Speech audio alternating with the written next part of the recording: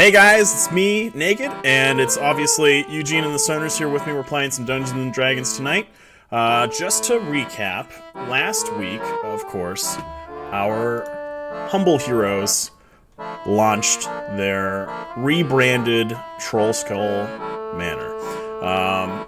They secured funding, and they cleaned up and effected repairs, employing all the various guilds and whatnot from around the City of Waterdeep to fix the roofs, to bring in some meat, to bringing in ale and wine and blah blah blah. Even employing members of the Enclave to come along and beautify the outside of the tavern with some lovely druid craft like shrubberies and flowers and vines, etc. All leading to a wonderful grand opening. I believe we decided to call it Lifts. And when I say we, I mean they decided to call it Lifts. And I think that was Doc's idea, if I remember correctly. Anyway, so after an exhausting grand opening, we figured out that they made enough money in this one day to cover the cost of running the taverns for the rest of the week. Each of them ending up taking levels of exhaustion just because they worked so hard alongside Gwendolyn and Margaret to make that day a success. Everybody retired for the evening and went to sleep. The next day, however, a couple of them woke up, meandered downstairs, started having some breakfast. A few of the little numpty heads slept in until all were shaken by a massive explosion, the aftermath of which you can see on your screen right now. The entire manor was shaken with the shockwave, and our heroes, even those that were asleep, quickly made their way outside to the scene. Cerantis using produced water to put out some of the flames, and then later on during his mini RP, Mike using control water to reutilize that same water, a la water bending from The Last Airbender, to flow over and up and across other buildings to put out the fires there too. Where we left off is the heroes are kind of examining the aftermath. There are quite a few dead in the streets here, and the city watch is fast approaching, and a crowd is gathered around, kind of surveying both the heroes and what's happened here. What you see is a large crater and numerous smoking buildings. And from there we'll go to our heroes' mini RPs. Now, Doc, you inspected the bodies around the crater and you noticed a dead gnome. What stood out about him specifically is that he had dried waste on his clothing that reminded you kind of what your clothing looked like after you had all spent a lot of time in the sewers. You searched him very stealthily, which you were successful in not being noticed by any of the people in the crowd, and you found a bag containing gemstones. When you later inspect those gemstones, you learn that each gemstone is worth 100 gold pieces, and there are 5. Cerantis, you're helping to tend the wounded after putting out what you could of the fire using produced water, and you run into Fella Lafelier, the druid owner of the Krellin's Crown, and fellow stoner, dude. She's bleeding heavily from a deep cut in her left eye, or above her left eye, and you manage to kind of take care of her a little bit. She's a little shocked, and she told you that she was watering the plants in the greenhouse when, the blast blew out some of the windows. Lucky I was only, cut above my eye, but, through the smoke, I saw a cloaked man kind of take something off of that dead gnome, and then he started, limping away. And she tells you that she saw him go the direction of the bent nail. Yet another location in Troll Skull Alley that you guys haven't really explored yet. Then you send her off to the tavern, where Gwendolyn and Margaret are kind of setting up triage almost, and you guys are sending people that need medical attention there so that you can go later and help them out, I'm sure. From there, Nick, you were trying to keep the crowd back, and a woman is hysterically shouting, "I tell you, it was not a man, more like a puppet, shaped like a man, a puppet without strings, it was on the rooftop!" She was completely hysterical, and you managed to kind of calm her nerves a little bit and get a little more information out of her at the same time. Let me make sure we're in it here. You ask her what else she saw, and she's like, it was on the rooftop, a living puppet, golden in the light. It hurled something into the crowd, and that caused the explosion. I saw them. I saw the halflings burn! And she begins to faint, and time kind of slows down, a la bullet time in the Matrix. And without hesitation, you manage to catch her and lower her gently to the cobblestone street. You make sure that she's okay, and then otherwise, you kind of take a look up at the rooftops, not really seeing anything else. From there, you go to Kaz, perhaps the most tragic of the many RPs this week. Peering through the thick smoke in this area right about here, you spy a small child trapped inside the previously burning building. You see that your friends are busy with other matters dealing with this crisis, and you use control water to essentially waterbend the water that Wes had produced up to douse the flames in the building. But what results is a thick smoke as the fire is, yes, quenched, but the child is still starting to hack and cough. And when you rush in, rather than kind of crawling underneath the smoke, you also succumb to smoke inhalation. You kind of fall to your knees, and by the time you've made it to the small child, it's a still and huddled form on the floor of this building. And you try to grab him and motion for him to follow you and crawl out, but he remains still. You successfully manage to grab him and drag him out to the street, where you lay him down on the cobblestone and cast some curative magic on him, which unfortunately has no effect because he is dead. And that's where we kind of left off. That's the end of the mini RPs this week. Shul had an opportunity to kind of slow down the City Watch, who's approaching, but we didn't really have time to get to that this week. From here, though, welcome back, guys. What would you like to do? Thank you. Hello. So any flames that are left, I'm going to use control flames. So it's a 60 foot, I can do it out to 60 feet by 5 foot, it's a cantrip, and I can instantaneously extinguish the flames within the cube. So I'm going to go around, and any fires that are left that between Kaz and myself missed, I'm going to control flames on each one of them and extinguish it. Okay, there's very few left, maybe campfire-sized flames. You managed to go and kind of get rid of them. I mean, after that,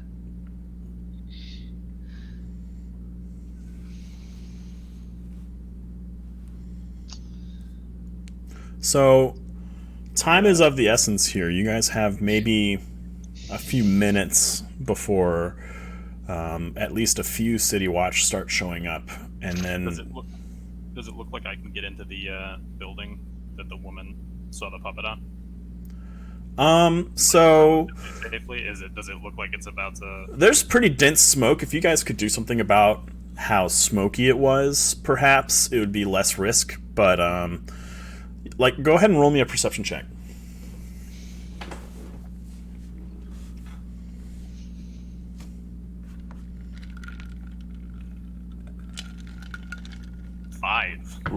oof.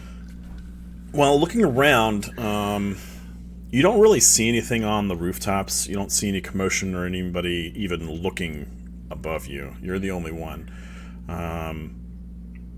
Right now, you do notice that there's probably a lot more to do on the ground than up on the roof. I'm gonna kind of come in here between all of us, and so, gentlemen, one of the casualties of this said that she saw a hooded figure take something off of a dead body and go towards the bent nail. I think that would be a good place to start. Did you see what body it was taken off of? Off of a gnome, she said. Oh, yeah. We need to talk about that gnome later when we're not, in public. Okay, well, the woman I spoke to saw a puppet without strings throw something down into the crowd that caused the explosion. Everybody go ahead and make me intelligence checks. Oh, all right. 4. Yes. 21. 19. Mike, of course, your roll would be the one where it's like a 19 on the first intelligence check of the night. Oh. Nick with that 4 intelligence really shining through. Okay, so Mike and... I was going to ask a question. But... Go ahead. So for my mini RP, it said that there was a golden necklace with beads where one appeared missing, and I said I grabbed it. I was going to ask if it looked like this was the thing that was thrown. I'm going to have you make an Arcana check in just a second. Don't let me forget, okay? Cool. I need to look up what my Arcana is. Okay.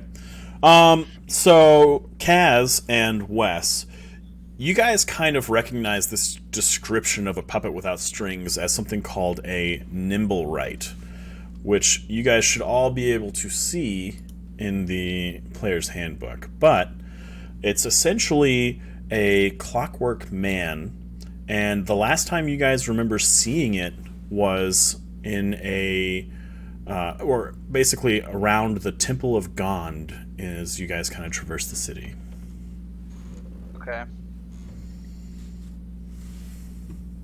I'm Googling a picture for myself just to get a reference. Yeah, I'm a Hemocraft mage. I don't give a fuck about constructs. Okay. Yeah, I'm also trying to get a new tab to... So, gentlemen, the bent nail. Sounds good. I'm gonna look for this puppet thing. This, Guy who stole something off this gnome. yeah, this possible nimble right. Nimble right for those at home. Okay, so you guys are going to head towards the bent nail. So that's over on the northwest side of Troll Skull Alley, kind of across from the bookstore. Gonna make our way over there. Okay. So you guys going to go inside? I'm not. I'm gonna hang back. I'm gonna let, I guess, our more sneaky type of friend. Where'd you go? YOLO. I'm just gonna go inside. Okay. Then I follow him in. Okay. I zoomed out too far. Where'd you go? Top left. Cool. So you guys- I'm also gonna hang back. You guys go in and you find an empty store that looks like it's a furniture shop. Go ahead and make perception checks. 10. 21. Oh, At 22. 20. Wes, so like most of the shops in Troll Skull Alley, this has like a little kind of counter with a cash register, and you hear a kind of like a little underneath the counter and behind it. Go around behind it. Okay, so you kind of swing through. It's got one of those little like swingy door things to get behind the counter, and you find the shop owner, Tally Fellbranch, with a pot on his head and a wooden sword in his hand. It's like, what business you have here? Kind of frightened by the recent blast, you surmise. We're investigating what happened outside, and we got some information that someone or something headed to your store after taking something off of one of the casualties. Ain't no one been in here but me. Have you been out there? No. Are you sure? Roll an insight check. Insight plus 5. 13. Damn it. You get the feeling that this guy is quite scared. Like, he's not accustomed to giant explosions in his neighborhood, despite this being the City of Waterdeep. Yeah, standard wizard J jams. Yeah. Going off down the block. He So kind of you've been- stands up now that he's been found. He sets his wooden sword down on the countertop, and as you guys kind of look around, you see like chairs and tables, chests of drawers, but also along the wall there's like a long array of wooden swords and wooden shields and like rocking horses and all kinds of like little wooden toys. They kind of line the wall of the shop. What was that wooden sword going to do for you? At worst, it's a They club. knock you the hell out. Yeah. He hands it to you so you can kind of feel how hefty it is, and it's a solid piece of oak, man. Very well. 'Cause everything is oak, bro. Do you happen to have any smaller, like child-sized wooden swords? When you look at all of these wooden swords, most of them are child size. I would like to buy 2 of them, please. Okay. Okay. Investigating explosions and buying toys for the kids. Yes. Go Or ahead for no and subtract 2 gold pieces from your current cash and give yourself 2 wooden swords. It's like that And he Schwarzenegger kind of motions to the wall. He's like, "Oh, well, a customer. We also have shields. We also have hobby horses." And he points to the wall where he's got those things that are sticks that kids ride with the horse head. He's a professional. Nice. So long story short, you saw nothing. You've been in here the entire time. I've been in here the entire time. No one until you came in. What happened out there? We're unsure. There was a giant explosion and there's a lot of casualties. That's all we know at this point. Is it possible somebody could have snuck by you into the store? Not really. I mean, you were hiding underneath your countertop. Well, you With a heard the pot on your bell. head. You heard the bell when the door opened. It's not like I wouldn't have known. Are you sure they came into my shop, or were they just heading in my direction? Apparently they were heading in this direction. I'm heading towards your shop, but I mean, when you get told someone's heading towards somewhere, the first place you're going to check is inside. 100%. You suspect me of some sort of criminal mastermind? And he kind of smiles. Are you a criminal mastermind? Am I a Or- criminal mastermind? And he just kind of smiles even more. 100%. Absolutely. Everybody roll insight checks. 10. 7. Not very insightful today. Man, Lewis. you guys are gonna think this guy is evil as fuck. Yeah, no shit. Oh wait, whoops. Well,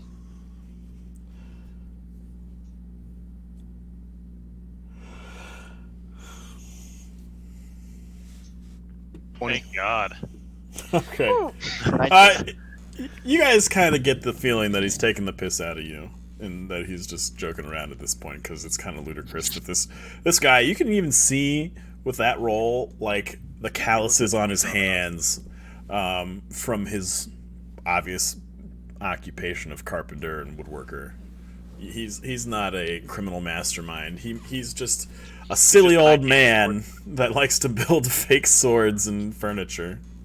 A silly old man that just likes little kids. if I look around, Phrasing. Does it look like he also builds like marionette type toys? You don't see any puppets in this Okay. building. That's no. good because puppets are fucking terrifying. They're creepy as hell. And you guys would all remember from Dodagor's initial description that the puppet appears to be brass anyway, not made of wood. Oh, Well, gentlemen, let's leave here and go see if we can find another lead. Okay. All right. Well, we can go outside and look for tracks. I mean, I know it's a heavily Something, yeah. done street, but Oh, I got an idea. I'm gonna I step still out. need to make an Arcana check.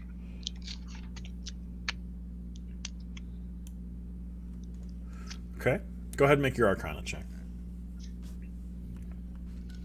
Please be good. 14. What you have in your hands is a necklace of fireballs. Oh boy. I will post a link to what it is in the chat real quick. Nice. As soon as I find it again. There we go. Yeah, that's something to keep under the shirt. It's going into the inventory page. Pressed right up against your skin. And basically its description is this necklace has 1d6 plus 3 beads hanging from it. You can use an action to detach a bead and throw it up to 60 feet away. When it reaches the end of its trajectory, the bead detonates as a 3rd level fireball spell. Yikes. You can hurl multiple beads, Jesus. or even the whole necklace as one action. When you do so, increase the level of fireball for each bead beyond the first. This particular necklace has 2 beads remaining. Yikes. So Is there any with way to that, know how many they had in the first place? Damn. Like, are there stems that, like... Kaz has the stick up? description of how many it seems to have been lost. It looks like there were 5 originally. So, Holy shit. so 3rd level okay. fireballs? Jesus Christ. No, it's a 5th level fireball. yeah.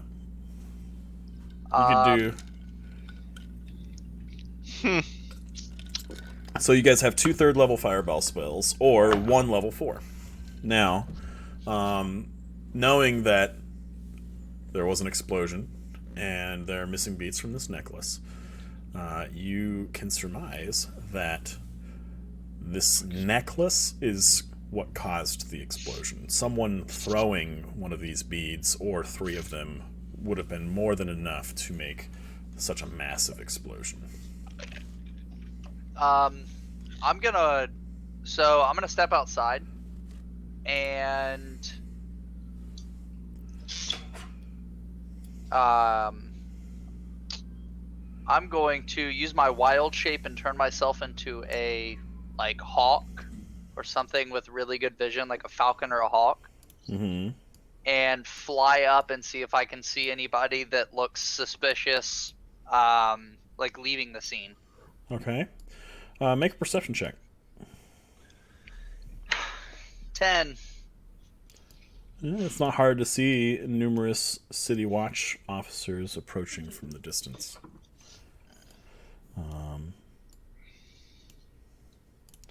Many of them are assisting at the scene now, kind of looking after the wounded, and also numerous clerics are over by the dead.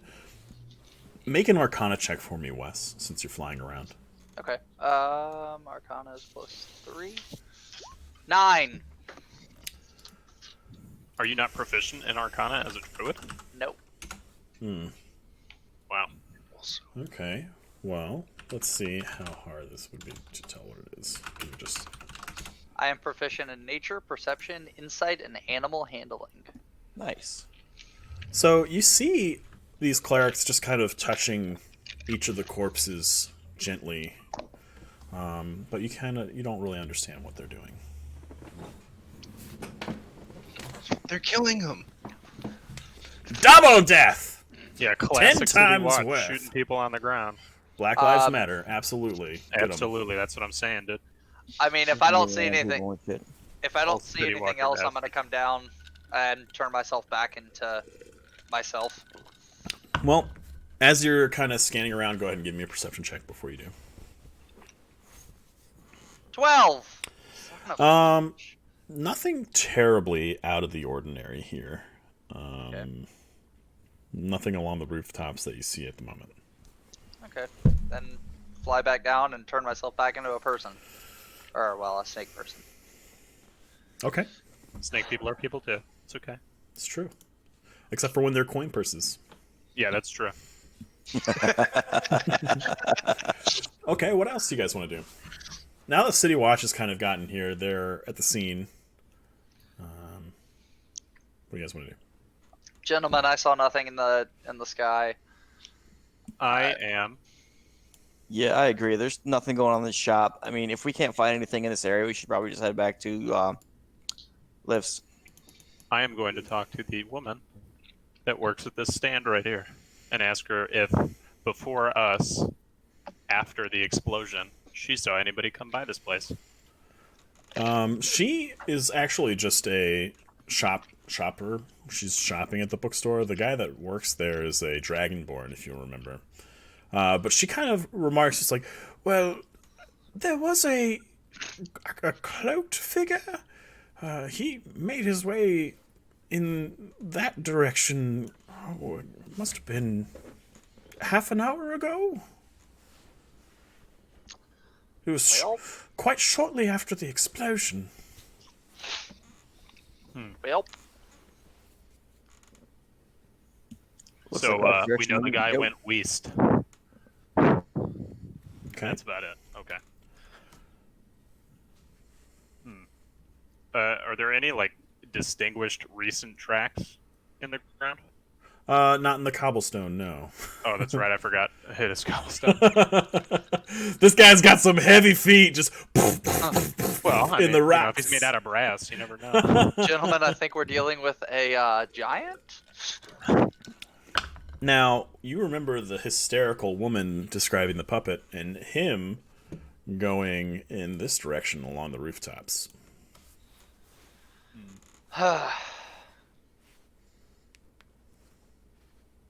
And Wait, you said the he was hooded on the rooftop figure above the explosion, so he went from here. over this way. Like- Yeah. Okay. Yeah, we should probably go back to lifts and see what we can figure out. Yeah. See, Okay. 30 minutes ago, he could be anywhere in the city. see if we could gather any info from any of the casualties. Okay. Sorry, I almost left my coin purse at the toy store. Give me just a second and I'll have us swapped over there.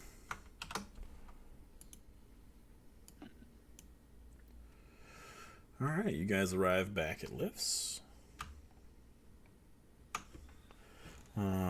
At this point, Margaret and Gwendolyn, all of them are wide awake and they're kind of huddling down in the cellar area, just kind of, sheltering in place at the moment.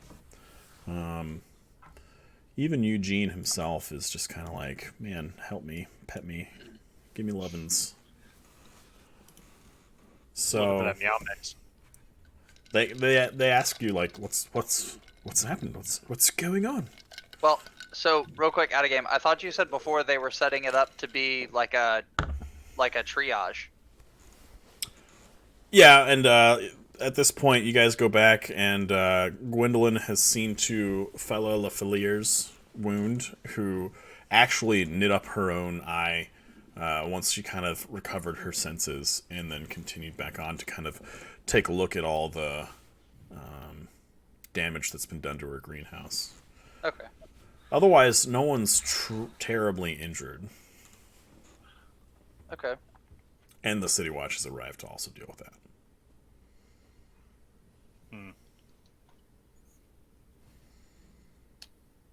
Where did you say we saw constructs? Or not constructs. I cannot recall their name. The Nimble Rights.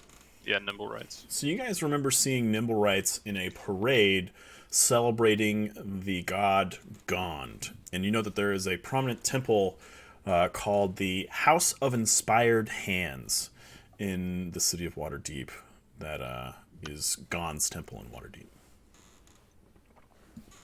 Huh. That seems like a pretty I guess that would be a lead. good place. Seems like to- an ideal place to start. Okay. So before you guys go, Gwendolyn tells you to just hang on a second. She kind of busies herself in the kitchen real quick, and she's looking around. She's taking. You hear clanking and like just getting super involved in there. And she kind of comes out, and she's got 5 like parchment bags, and she's made a sack lunch. What sack up? lunch for each of you in case you guys get hungry during the day. And she asks you all, like, do you want us to open? Should we still have customers? I think we should definitely open and probably do things at what, half price? Half price for the City Watch. Yeah. Half price for City Watch. Okay. Everybody one free drink. Okay. Half price for medical heroes. Yeah, City Watch and clerics. I mean, obviously, I would count them as the same because Very they're nice. probably the clerics of the City Watch. Okay. Before you guys go, though, you hear a knock at the door. Also, I just want to like interject here real quick. While Gwen was in the back getting stack lunches, I'm actually gonna go up to the boys and give them the 2 wooden swords. Their eyes go wide. They had been kind of fearful, kind of like confused at the sound of the explosion and whatnot. But they each take their stick replacement wooden sword, and they both quickly shove Margaret out of the way and go into the Get basement out of here, Grandma. to play with their new I'm toys. also going to remind them to, be safe, not try to hurt each other. They are already like they hear you, they wave and say thank you, but they're already gone. They're like if this was 1990 something, we'd be talking like lightsaber noises, but Hell yeah, bro. swords. That's what I'm talking about. You gave them upgraded sticks to beat each other with. Yep. Hell yeah. Stick. Who doesn't love a good fucking stick every now and then, All right. I know Wes does. Probably there's the a- small child who I was unable to save. Oh. And we're dark again. Welcome back, ladies and gentlemen. I felt especially bad because he was just like, this brings back some spicy memories. And I was like, oh, fuck, you were a medic. That's right. Oh shit. And I was like, And then oh, you remember man. that medics have the best senses of humor and carried on. Sure do.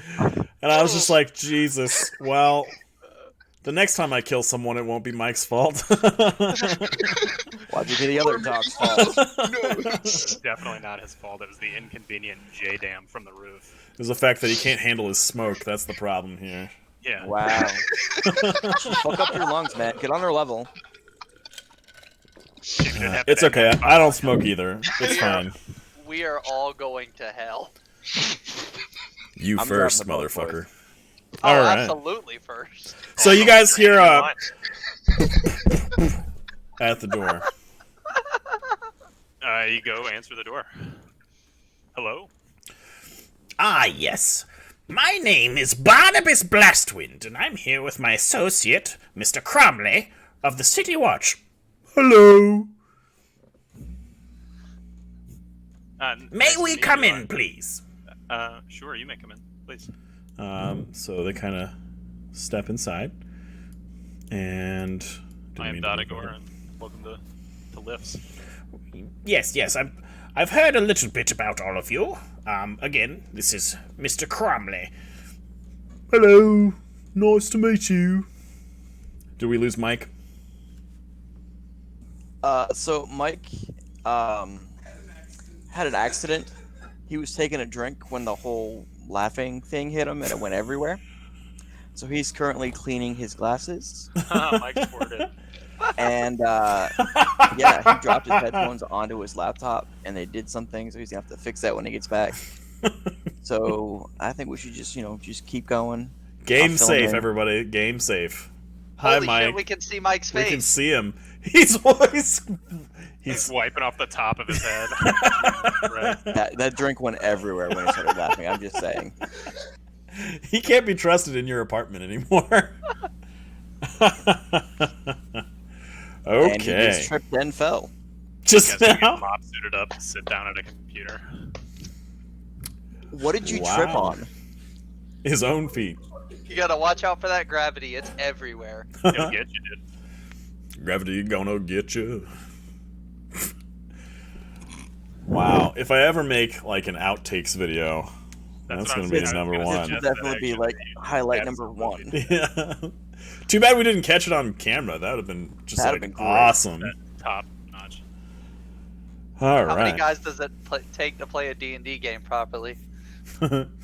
So All of them. Voices.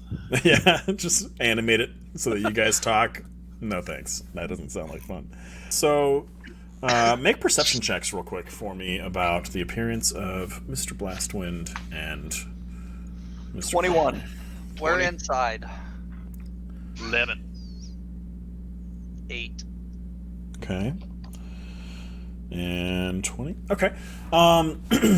So Mr. Blastwind is obviously a mage.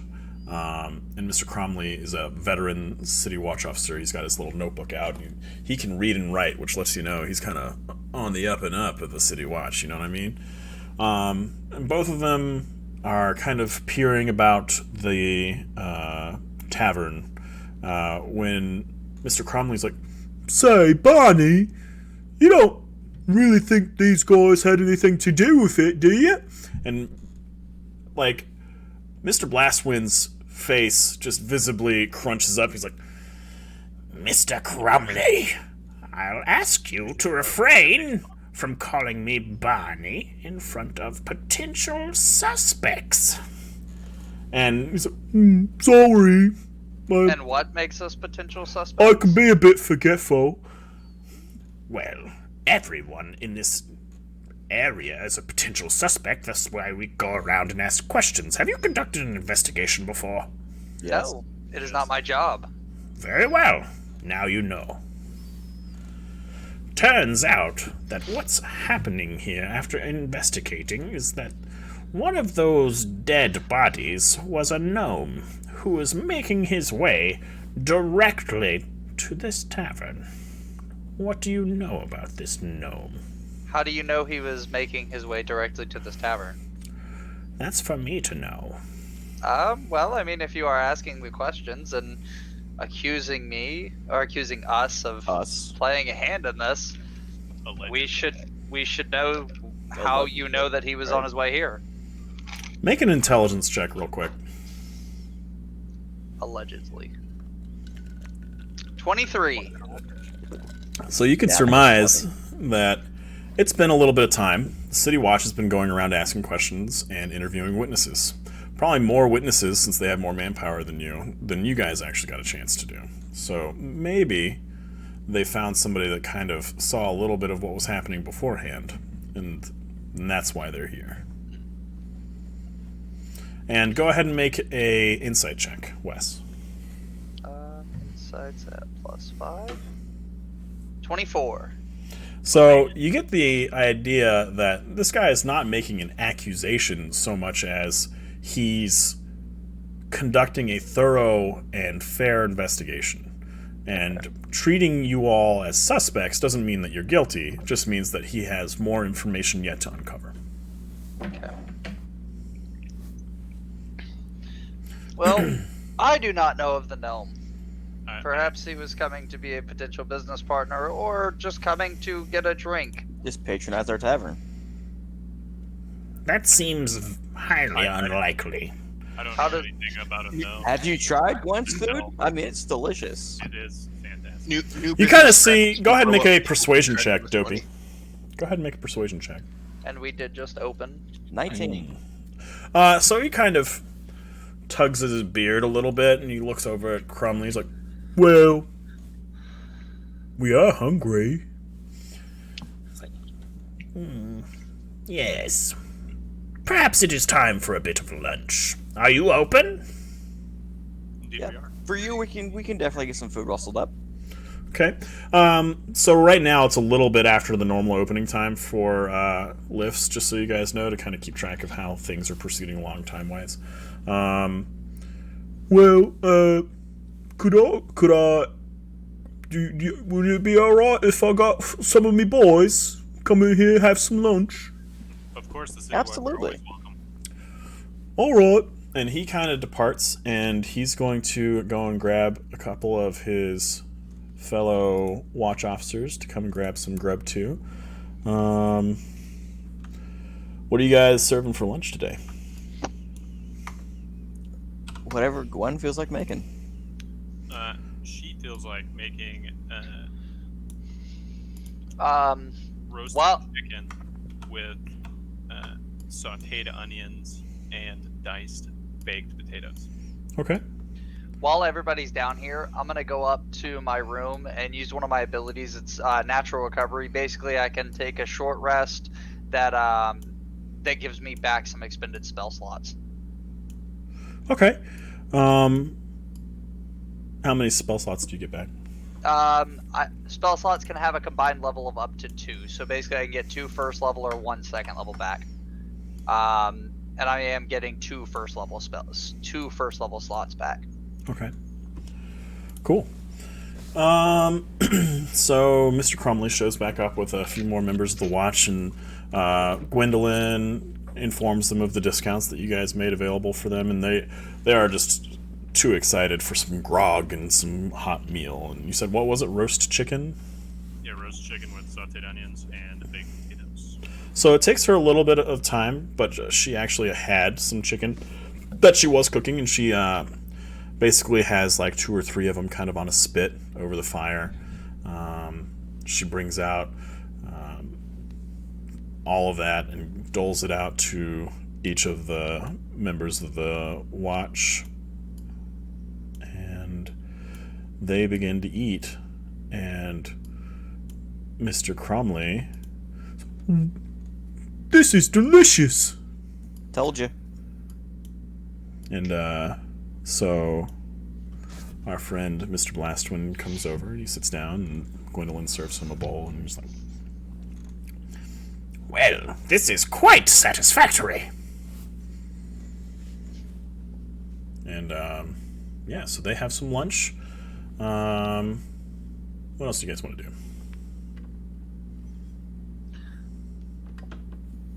I'm I would sleeping. actually ask if they could give us more information, because I mean, we don't know what happened.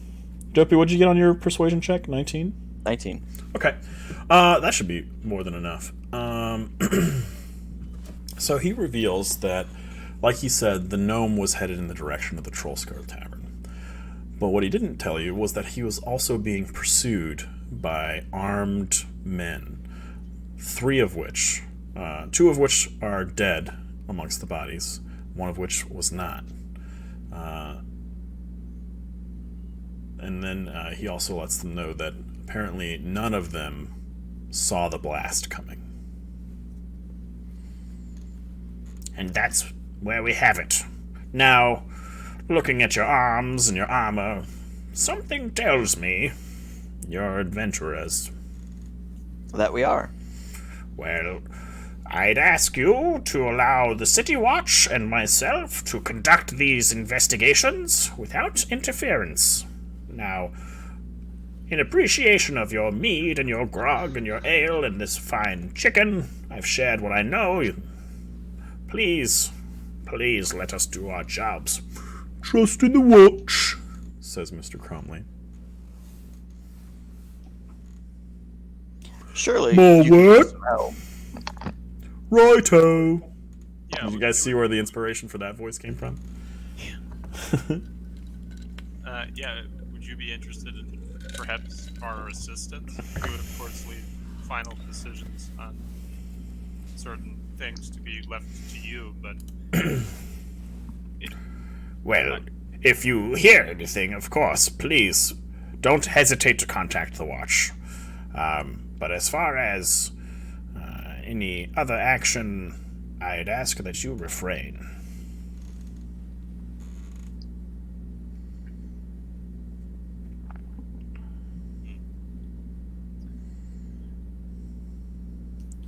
This could add too many variables to an already confounding situation. Understood.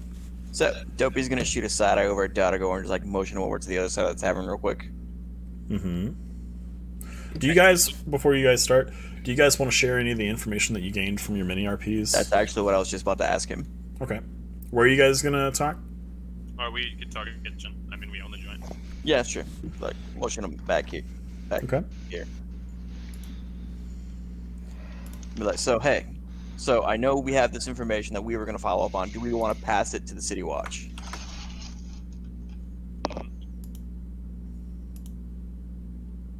If we do that, then I think we all know we are definitely getting involved. True. It's sort of a double-edged sword, because if we don't share, and they later find out that we knew these things, They can come back to bite us. right, they could view us as obstructing. But also, if we do tell them, we could get arrested down the line. Because we're going to get involved. I mean, there's no way we're not. That's true. I mean, obviously, no one was coming here for some reason. So what if we let them know about the hooded guy running past the bend? Do you want to tell them about the puppet dude? Well, because my thought was we could go after the puppet dude. And we could send them after that guy because that's what the round goose chase anyway. And since they went in opposite directions, they are now Smart. Yeah, let's do that. Instead of this way. Sounds like a plan. Okay. Wes, did you want to ask questions about what the clerics were doing, perhaps? I'm upstairs taking a rest, Oh. Oh, well. and it takes about an hour. So Good timing. That's the same timing as a short rest. So like, Why wouldn't what's you the just to get take a back from that? short Yeah. rest? I mean, He's just like, You see what happened was. Wes fuck. just wanted to spend most of this not He doing just anything. wanted to not He's RP trying and to have his not cookies RP. and milk. Yeah. Okay. I mean, they're really good. They're the Reese's Chips Ahoy. Sponsored. Not That would be sponsored. the greatest sponsorship. That would be the best. Like, That'd be just amazing. Oreo cookies. Oh, man. So yummy. Oh yeah. I was wearing a 9-line apparel shirt at the beginning. Can they sponsor us too? Until you got something all over it. I spilled my water all over it myself. I see. I Like pulled a mic. See, Spilling you, water, spraying you soda, also tripping have over a drinking cords. problem. Nice. Do you have a sweet 9-line thank me for my service shirt? Oh yeah, Oh. 100%. God. Kill me. Thank me your for my service. service. I Yeah. don't think there's anything that makes me more... That's like the most uncomfortable I've been in the military is when that happens. And I've been on a submarine, so... Yeah. Ugh. Yeah, fuck that. Okay. I mean, yeah, I guess I come back downstairs and after my rest and start asking questions. Dopey's gonna pull him into the back too, real quick before he starts asking questions. Like, get back Ah. here. Okay. Yeah, I'm gonna go back out into the main room and sort of hang out. 'cause And I Okay. know I'm what's gonna going discuss with Wes what me and Dada Gore. In the meantime, Kaz and Shul are both kind of just chowing down on the same roast chicken that everybody else is having, kind of pondering, living their lives. on. Oh, you think I'm feeding the coin purse?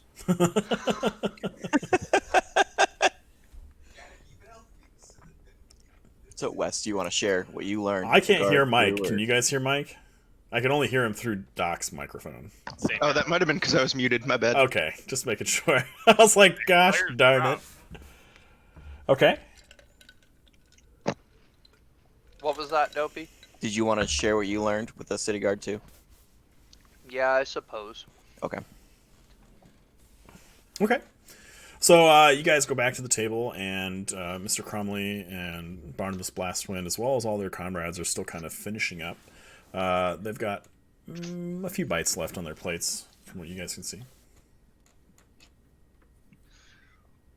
Gentlemen, we do have some information that could possibly help with this investigation for you. Yeah. Yes. More information. Yes. So there was a hooded figure that was seen running towards the bent nail. The Bent Nail. I'm unfamiliar with this area. What is the Bent Nail? Is that another tavern? Oh, it's a furniture store, furniture and toy store. It's a carpentry shop. And where is it? In the northwest portion of Troll Skull Alley. Ah, very well. Mr. Yes, Crumley, I'm sure I'm have someone investigate. And Crumley's like, righto! He snaps his fingers, and a couple And of the what- guards stand up. What it's worth out of Depart. transparency. Yeah. When we learned of that briefly while we were helping people, just after the explosion, we immediately went over there to see if we could perhaps catch or investigate, and we only spoke to the store owner. And I spoke to somebody who was standing on the side of the street, and they saw that he continued past the bent nail Well, I about 30 minutes prior. appreciate your disclosure. I mean, pursuit of ne'er-do-wells is not uncommon for adventurers. I'm not going to hold Well, that against you, especially with this delicious roast chicken. And, like, some of it dribbles, as he takes another bite, it kind of dribbles down his cheeks like grease from the hot chicken. And Yes, and, getting in his well, beard. He's got like food saved for later in his little lower beard part. Had we perhaps known a bit sooner, we would have been able to apprehend him by the time that the City Watch showed up. That was our Yeah, goal. just hold them for the City Watch so that But they could take them. unfortunately, we weren't fast enough to get there in time. Very well. Well, I'm afraid this meal is at an end. Mr. Crumley, we must see to the clerics and taking care of the bodies and perhaps, well... You mean we're going to question them next here? Yes, most likely. Well, speaking of the clerics, what were they doing with the bodies? I saw them doing some sort of perhaps ritual or spell over them. What were they doing? Oh, well, with victims of such a calamity, sometimes they've seen something, and we have clerics as part of typical procedure cast gentle repose on all of the unfortunate victims.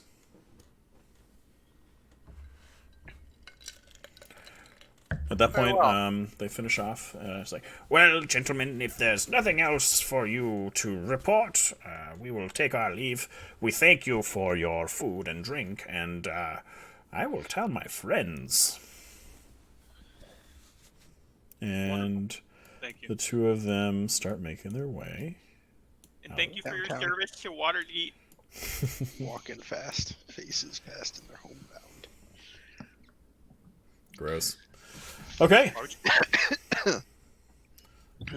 You gotta just have a few customers that are kind of eating happily, kind of discussing. A few of them look a little shaken, but they're happy to partake in Leaf's hospitality.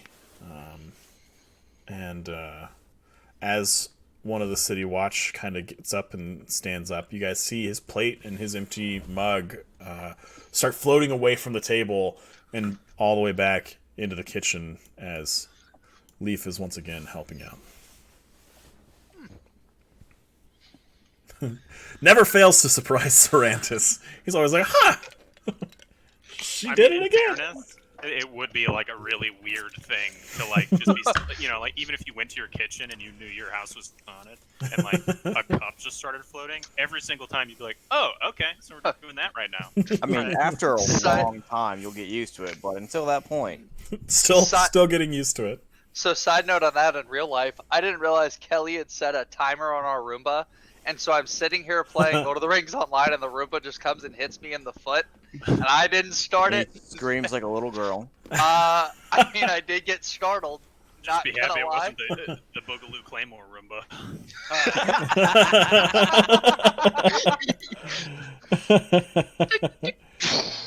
That would be awful. No doubt. Enemy. Only for the lower half of your body. Yeah, I like my lower half. It's my best half, quite honestly. That's my worst half. My smallest half, at least. Yeah, That's we what know. he said. All right, so they depart. This guard, whose stuff just started floating away, just kind of like puts his back against the wall, and he's just kind of slowly making Backing his away. way. That's just Like- don't worry about it. It's fine. What? Don't worry about it. Just You're It's fine. Lift, It's You're not gonna fine. hurt you. our Lift. bird's namesake. Liv? Very friendly. Who's Liv? She was the previous owner of this place, and she's a very good friend of ours, who unfortunately passed. But she loves this place so much that she likes to help its patrons and us. Go ahead and make a persuasion roll. Sick. Or a charisma check, either way. 11. How do you whisper people? By the way, in Discord. Well, So you type /W Okay. person's name and then the message. Okay. Got it. I'm gonna laugh when that doesn't work, and it just shows up for everybody, and it's just like, All right. Cool. He is put at ease by your words. It didn't take much. So he's just gonna be like, well, okay, and just kind of gets out of there and is like, thank you, and leaves the tavern. I mean, when like 5 people are all like sort of looking at you reassuringly, like, trust me, we live here. Yeah. You know? Fine, it's not gonna hurt you. Okay, so you guys have sent the watch kind of on the trail of the hooded figure limping past the bent nail. What do you guys want to do? Well, gentlemen, are all the That city one watch city out of guard here? Still sitting in here? No, there's a couple of them still having meals, but you guys have 3 floors and the garrets to discuss things if you want. I'm gonna suggest everybody comes up to the garrets with me. Cool. Oh boy. Why do we have to go to your room? Yeah, Because why don't we just go to the cleanest. Well, Kaz is on the roof. Even the coin purse made it into the actual room. Kaz is just like, I'm outside! He probably tripped and spilled all his drink all over himself. And somehow teleported. you sneeze and you open a portal on accident. I was distracted. I think I've seen that on Reddit as like one of the worst superpowers to have. Yes. Sneeze portals. Alright, so I'm gonna look at the group and go, so I actually patted down that gnome while everybody else was distracted, and I found this pouch, and it's got like 4 jewels in it. So I'm gonna take one, and then the 3 of you can just decide who gets the other 3. Everyone but the coin purse. Yep, sounds good to me. Alright. Dopey just dumps the pouch out on the floor in front of him, and What kind of gems are they?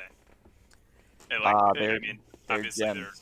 well, right, but like, is one a diamond? Is another one, is it a small 1-carat diamond? Is the other one like a 3-carat sapphire? Like, what's the deal? They're 100 gold piece gems. Cool, sweet. I grab I grab one, I guess. I don't know what Yeah, color. I'll grab one. I mean, fuck. They're all the same color. They're like Also- a faint I blue. also grabbed one. Okay. Cool. Let me just drop this in my coin purse real quick. Shul bends over. Hold on, wait. Why did you take this off of a dead body? It's Because seemed he didn't important, need it anymore. and it's not like he's gonna use it. So, off of the gnome that was on his way here. I mean, he obviously wanted us to have it. I mean, he was coming here, right? There was nothing else on him, so unless he wanted to give us information, he was coming to give us this. He had no gold, nothing. I put my gem in Shul's coin purse. My coin purse that has a coin purse. It's essentially It's a bag of holding within a bag of holding. Of holding. What's max encumbrance for him? Let's look at his character sheet. Oh, his strength is a -1. He's literally trudging behind all of you guys, kind of Yeah, slowly. The rope that's around his waist is dragging this dude down. Okay.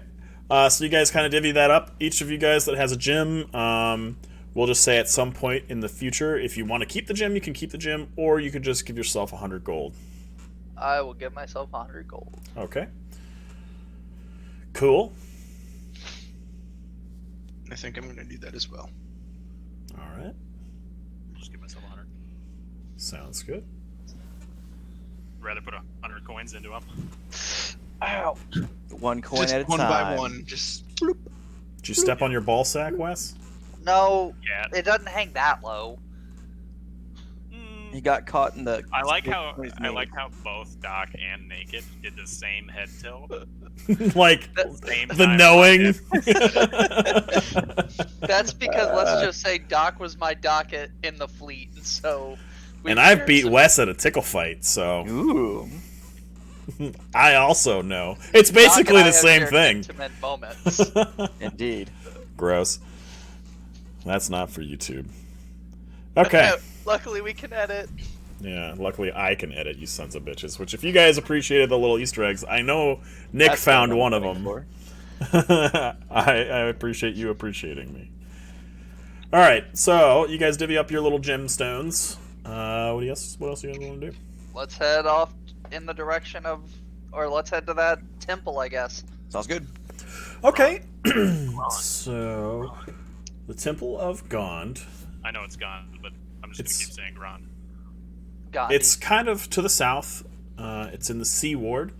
You guys make your way there. Uh-oh. What do you guys want to do with your sack lunches now that you kind of some of you have had lunch, like Kaz and Shul? I'm munching on the way. Okay, cool. I have travel snacks. So, Chow is continuous. indeed, Dopey's is gonna eat all of his and then take whatever anybody else does not want to eat. I will take My man, the halfling. Word. Okay. Sack it's like nasties. easiest to eat while walking, and I'll just hand the halfling the rest of it. Yeet. Word. All right, so you guys enter the Sea Ward, and it kind of towers over other things. You guys see the House of Inspired Hands. Hands Waterdeep's. are inspired. Oh yeah, Waterdeep's temple to Gond, and it looks like a cross between a temple and a workshop. The symbol of Gond, a toothed cog with 4 spokes, is displayed prominently all over the temple. You see the silhouette of a humanoid shape perching atop the rooftop. It extends an arm, and it releases a tiny metal sparrow into the sky. The bird kind of does a few loop-de-loops, and then veers straight at Sarantis. Dodge it. Dodge it. What is it? Roll A metal initiative. Everybody go ahead and roll initiative. Oh dear. 16. bird? 4. Hey! Mike also rolled a 4, but he was a natural 1. Wow. Wow. Are there any ways I in have the higher D&D to dex, though. Are there ways in D&D to improve your initiative? Get higher dex. Feats. When do you get feats? When do we start getting feats? Y'all want me to roll for You Shul? At level Or does 4, Nick want to roll for Shul? You guys can if you want. Yeah, I'll roll for Shul. Shul got 14. Which is Okay. trash.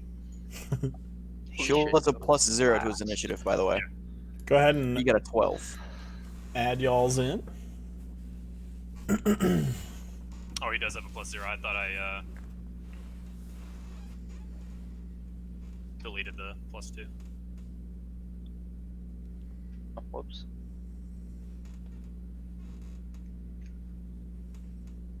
There we go. All right. Datigor is going on a 0. All right. Cool. We are all descending. Let's see. All right. So Dopey, Dotagor, and Shul get to act. So, I know there's a bird heading straight for Sarantis. Who else are we in combat with? Just the bird. That you All know right. of. Dopey's gonna grab his bow and try to shoot it out of the air before it hits Wes. Okay. Does an 11 hit? It does not. Anything That's all I else? got, guys. All right, Dotagor. Roll collateral to see who the arrow hits when it comes down. I'm gonna draw my sword and cast my spelly spell. These classic spelly spells. Classic spelly spells. Ouch. Alright, so I just did 4 points of damage to myself. Okay. And now my sword is on fire. Cool. I'm gonna wait for it to get near me. Okay, so you're gonna reserve your action. Correct. Cool. Right now, it's not really heading towards your direction. There's your guys, by the way, if you want to update your health or whatever. All right, and then what does Shul do? Like a pew pew pew Eldritch Blast, real quick. Yeah, he's gonna Eldritch Blast it. All right, give me an attack roll. Yeah, I'm just gonna see what his spell shit is. Is that Roomba? No, it's It's the D20 +6. it's the air purifier filter thing. 15 hit. A D15 just barely hits, and the Eldritch Blast connects with this tiny little metal bird and springs and cogs pew pew pew as it just explodes into nothingness. Thanks there, coin purse. And that is the end of combat. Seeing we still this, see the guy on the roof? yeah, the guy on the roof seeing this, you guys can't quite make it out. Give me some perception checks. Maybe you can see a little bit more. 21. 19. 21. 22. Everybody that rolled above a 20, you can't quite see the figure, but as he basically makes his way through like a little trap door in the roof into the attic, excuse me, you catch like a glint of like golden light kind of shimmering off of him. Like a sort of reflection of the sunlight. Gentlemen, I think that was our man we're looking for. Like he's made out of bronze. Yes, something like that. Cool. Let's defile the church, I guess. I mean, you can move your guys in there, but I was just giving you those guys so you can keep track of stuff. Okay, so you guys make your way inside the temple, and it's open. Before I step in, That's a good but plan. I'm gonna keep my hand on it. Okay. Does that keep it on fire or something? Yep. In the sheath? Yep. Does it get hot? Nope. Magic Okay. fire. Word. Okay, so you guys make your way inside, and it's a buzz with activity during the mid-afternoon that you guys enter. And the main hall holds 24 marble pedestals. Each one bears prize-winning inventions or a miniature module of some other extraordinary creation. As you guys kind of take a look around, give me some perception checks.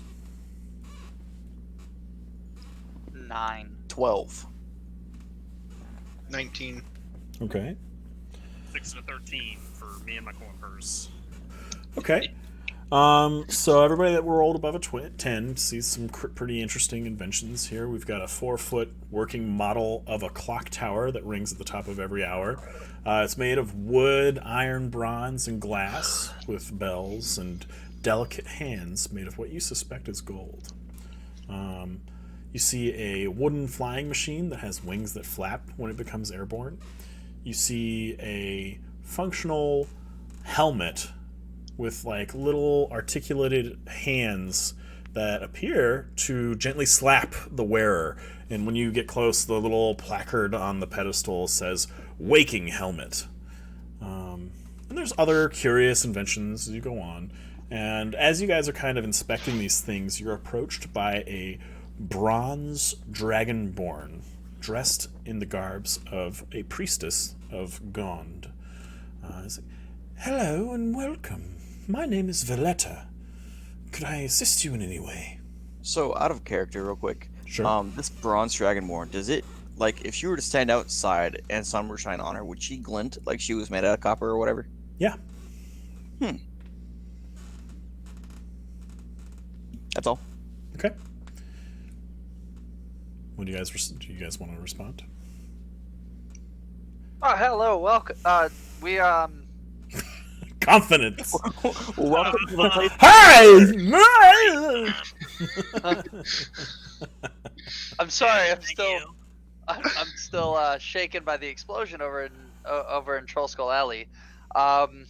She looks at you curiously, but also concerned. Well, as we were approaching, we seem to have been attacked by someone on your roof. Someone on our roof?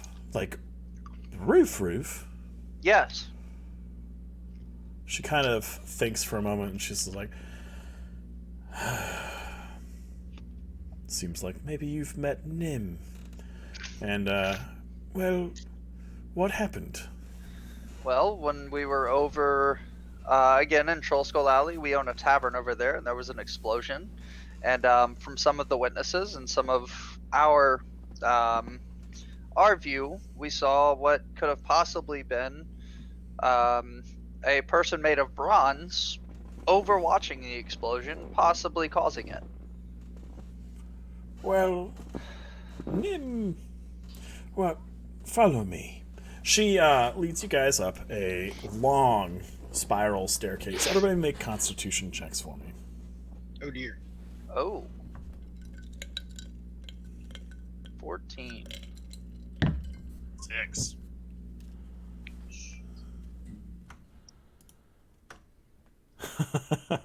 10. Did anybody roll less than 19. a 5? Less than a 5. I'm rolling for sure right now. He's I like, almost please did. be less than Better 5. hide it. Fuck. Okay, so none of you guys have any problems making it all the way up the stairs to the top floor of this huge temple. Along the way, she kind of explains that, well, it sounds like you might have something to deal with as far as some sort of clockwork, something. Nim is a nimble, right? And he was gifted to us by a Lantanese wizard. Now, unfortunately... Give me a second. What the What fuck was was that? that? Did someone kill a cat? Like, Sounded like a cat or a Yeah, child. fucking who Was that his that, ass? dude? Was that a fart? Was that really a fart? holy shit! No, it's not a fart. Baby Oh. crying, dude. Like the opening. your fart sounds like a newborn child. Sounds like a chicken man door breaking open. I don't even care if that's not really the reason. Like, if that's not really what happened, now that's canon. That's what happened. Yeah, that's what happened. Yeah, that's what happened. He's gonna edit it to make it look, no matter what you say. That's exactly what happened. The biggest piece of shit, Doc. I just want you to know that. It was probably Doc. I think that whatever You're welcome. happens, Okay. it's your fault. Yeah, Blanky says, in a church! You son of a bitch. Okay. So she's explaining When I that, said defile the temple, I didn't mean like that. oh, You know what? You smell like shit now. wonderful. No, I'm Are we kidding. gonna Don't do this that. again? Don't We're do gonna that. do this No, again? Don't do that. No, this is not actually happening. She leaves. No, I'm just kidding. Take that. She leaves her own temple. She doesn't. She lets you stay. She just, she Woo, just this is goes ours out the now. window. Yeah. She's just like, fuck it, I can't. We She, own a uh, tavern and a temple. Fucking Fuck us. Okay. So as you guys are climbing the stairs, she explains that Nim is a nimblewright.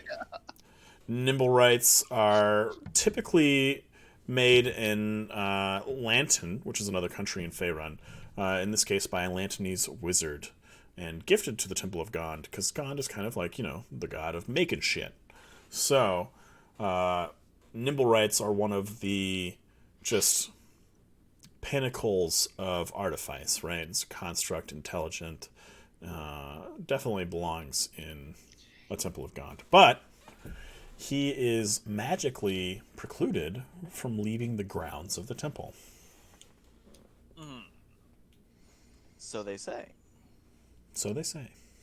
Suppose. I've Is, got no is there a way he strings could have on found a me. way around that? I guess we'll have to find out. You guys get to this door up in the attic of the Temple of Gond, House of Inspired Hands, and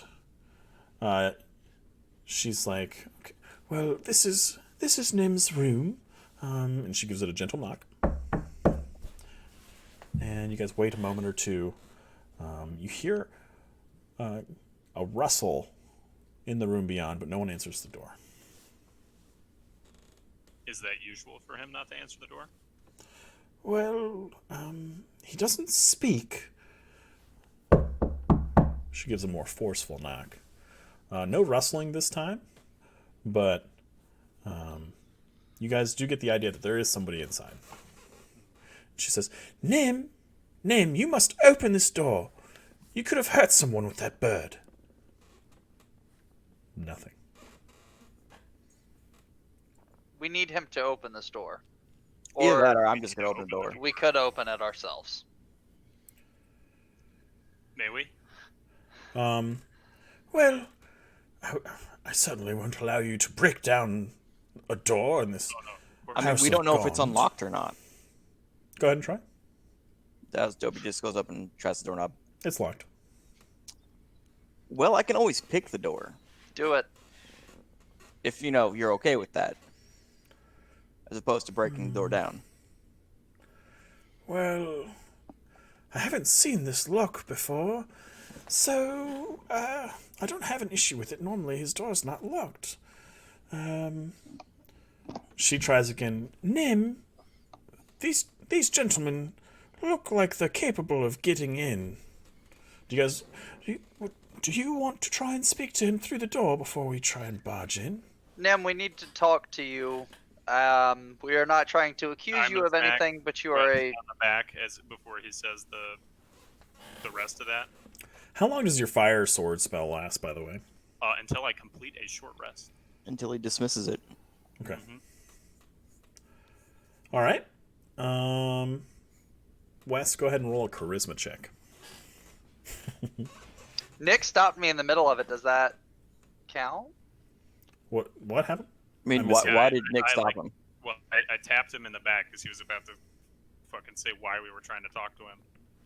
And if you know, let's say we just wanted to stop by and talk to him, right? Just to talk to him, that's one Okay. thing. But if we're like, hey, motherfucker, we saw you, and he's clearly not gonna fucking participate. Okay. Sounds pretty smart. Go ahead and roll that charisma check with advantage from Dadagor helping. Okay. Sick. The man, the myth, the legend. Wes. Yeet. Okay, so your pleas meet with no response. All right. Well, Dopey, have Time at to it. pick this lock. The Dragonborn priestess just kind of says, and steps aside. And this is a sleight of hand. I believe this would just be a thieves' tool check. There is no thieves' tool check. Yeah, it's your dexterity, but you get a bonus to it, your proficiency bonus. So it'd be your dexterity plus your proficiency bonus. Way better than just sleight of hand. Yeah. 13. However, that is not enough. The door remains locked.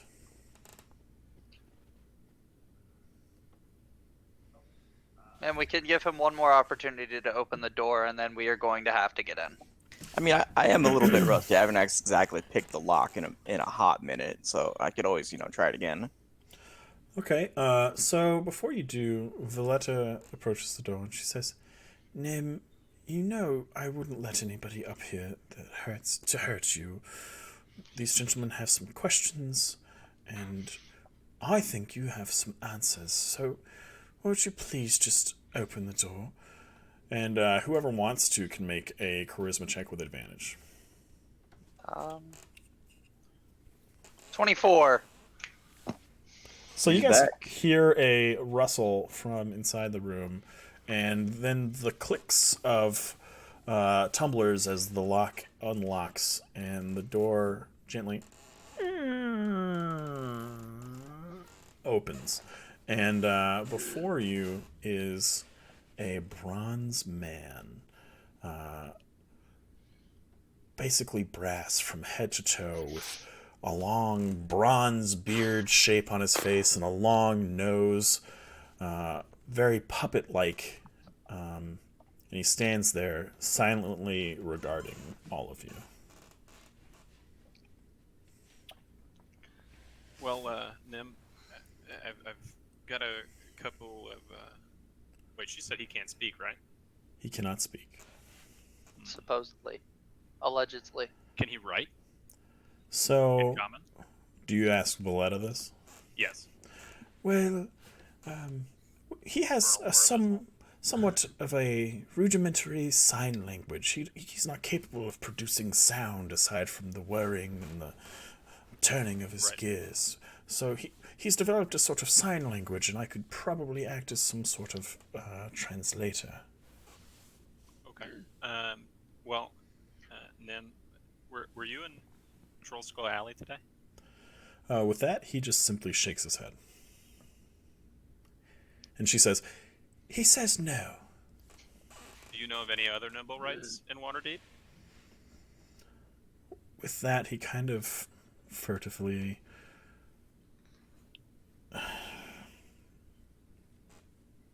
after dipping his head low, he nods.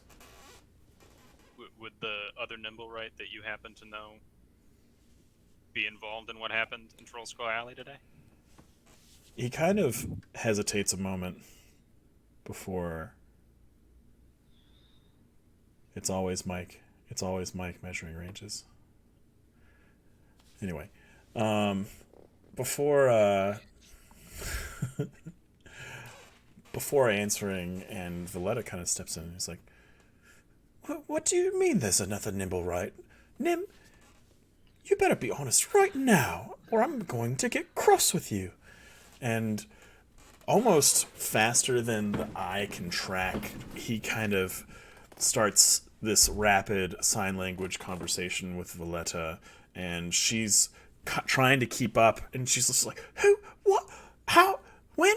And finally she tells him to pause for a moment, and she turns to you all and explains, like, well, it seems here, that Nim was feeling rather lonely, and rather than spend time with the rest of us, decided to make himself a playmate. And now, as you guys kind of look around Nim's room, there are numerous, like, half-finished constructions of various devices kind of look like all around his room, and you get the feeling that he's kind of an amateur artificer. And this kind of seems to check out. He has made another Nimblewright. And when she presses him for further details, she finds out that once he put the finishing touches to the new Nimblewright, the new Nimblewright came to consciousness, and which, I mean, I'm sure is a traumatizing event that luckily none of us remember being born, you know? Yeah, right. And it fled the temple in fear, and he has not seen it since. But since it left, he has constructed a device that unfortunately he cannot use to track down his creation, and that he hands you this, like, clockwork bronze and wood device with, like, a little trigger, and I'll show you guys real quick what it looks like. Who does he hand it to?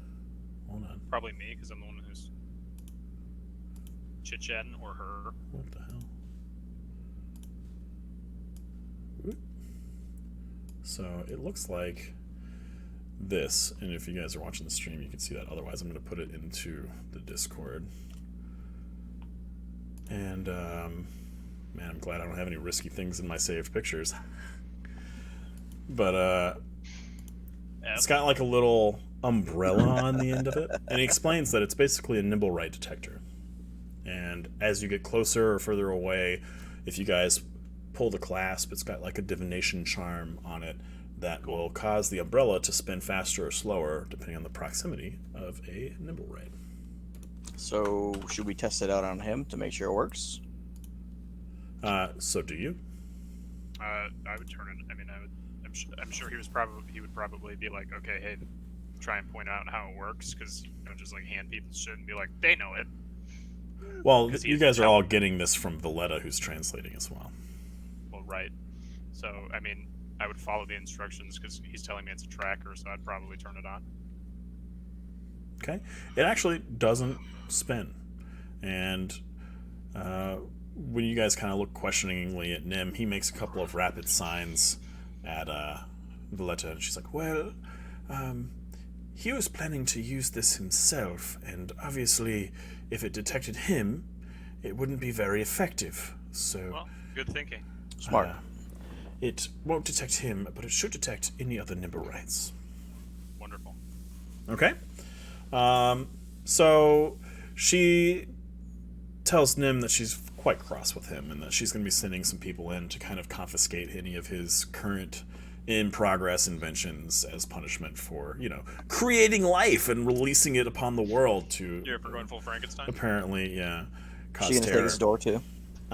She's definitely removing the lock, but she motions for some other priests to go in and start moving stuff out. And he's kind of sad and dejected, but he sits on his cot.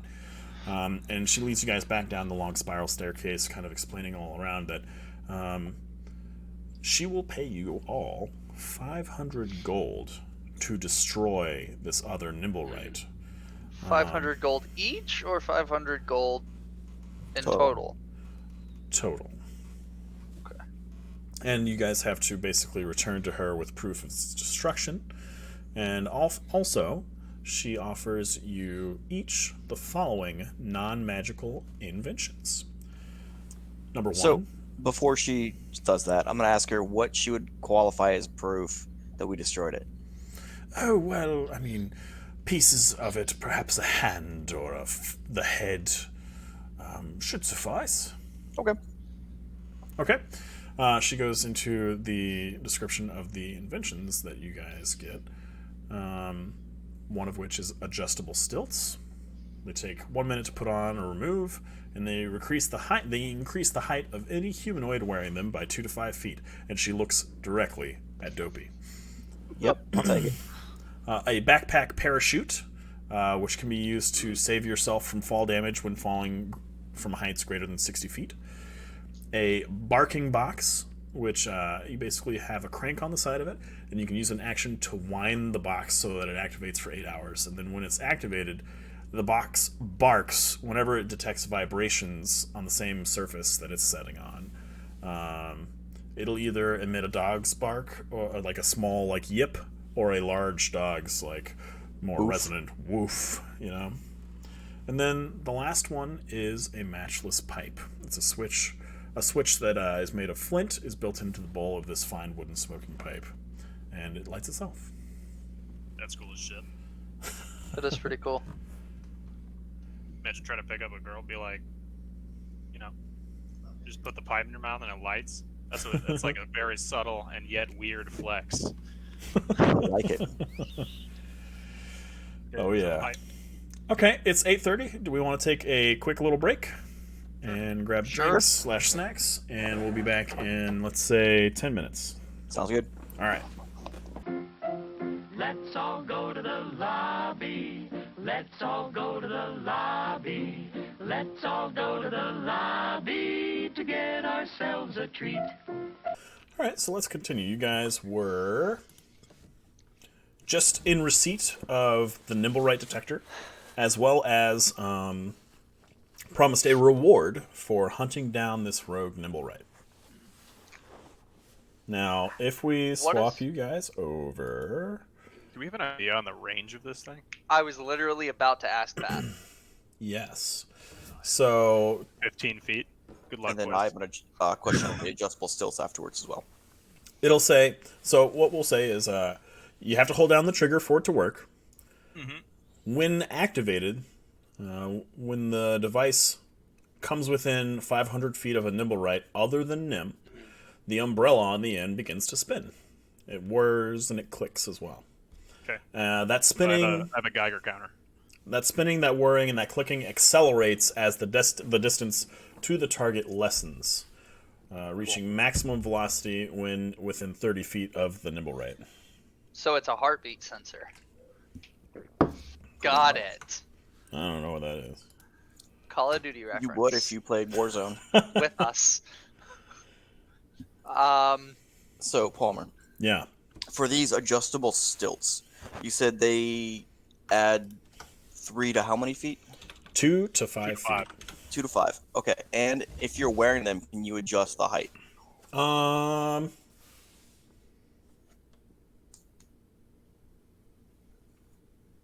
I don't think you can do it while you're wearing them. Okay. And does are there not say. any, like, dexterity type things that are drawbacks while wearing them? Not that I can see. Cool. I imagine that it would be tough to fight in.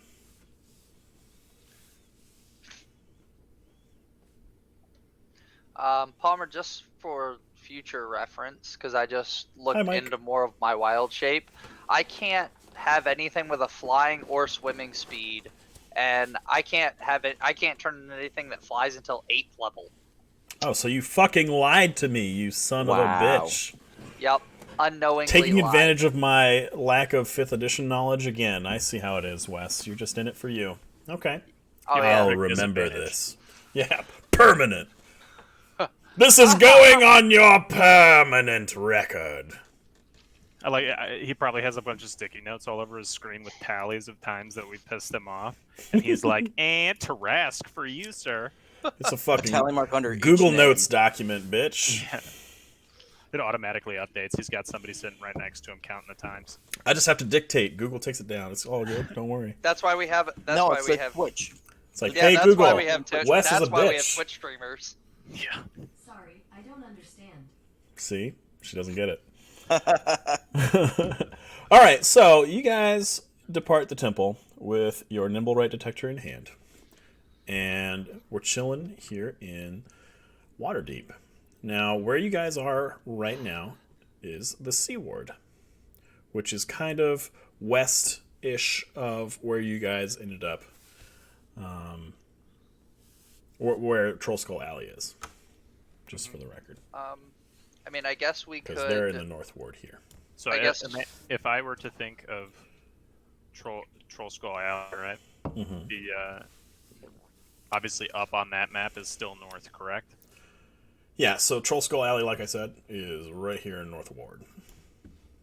Right. So that means I saw the nimble right run this way. In theory, I mean, like Mm-hmm. just for cardinal direction's sake. Yeah. Okay. Cool. So we should probably head that direction. Yeah, we should probably head back to the Okay. north ward a little bit. So we're gonna Maybe- time compress a little bit. Are you guys just gonna basically hold the trigger down the whole way? I mean, maybe we could check the. Does it have This- a battery that we could drain doing that? Yeah, like or is it just like a constant charm? It's that got a divination charm on it that doesn't run out of energy. You guys shouldn't have to worry about that. Maybe we could check the. Check the sewers and the hideouts, possibly. Okay. Do nimble rights let off any magical like energy? So if I were to try to use like detect magic, would it work on them? They are technically magical creatures. You would probably get some sort of magical inkling. But also, well, we are in Waterdeep where magic is abandoned. yeah, people are walking around with charmed earrings and Yeah, shit. to that make does them have look prettier and whatnot. An effect. Actually, while we're walking around, I'm gonna hand the nimble right detector to Dopey, or whomever is closest, and I Okay. am going to reach into my backpack and pull out A dildo! yeah, well, Volo's Guide to Monsters, and I'm gonna open it up and ask it about nimble rights. Oh, okay. Give me just a moment. All with my left hand, by the way. Right hand on the sword. Still? Okay. Come on now. No. Of course. Volo's Guide. Oh, nope. Sorry, this search is not great. On, I've got it pulled up on Okay. the 5e stuff, so I could just read off what I've got here. They're probably, got it. I mean, I found the it. base information's probably not going to be different. Probably not, but let's... Oh, it's not even in there. It's like, okay. So you open up the volume. It's like, hello! You've chosen Volo's Guide to Monsters. Welcome, and what can Volo do for you today? What can you tell me about nimble rights? Nimble writes, one moment, please. And you see the book itself just kind of pages flip back and forth, back and forth. Finally, the book itself kind of gets to the very end and kind of snaps shut, and he says, I'm sorry. Nimble rights have not been encountered in this volume. Check again later for the latest releases from Volothamp Geddard.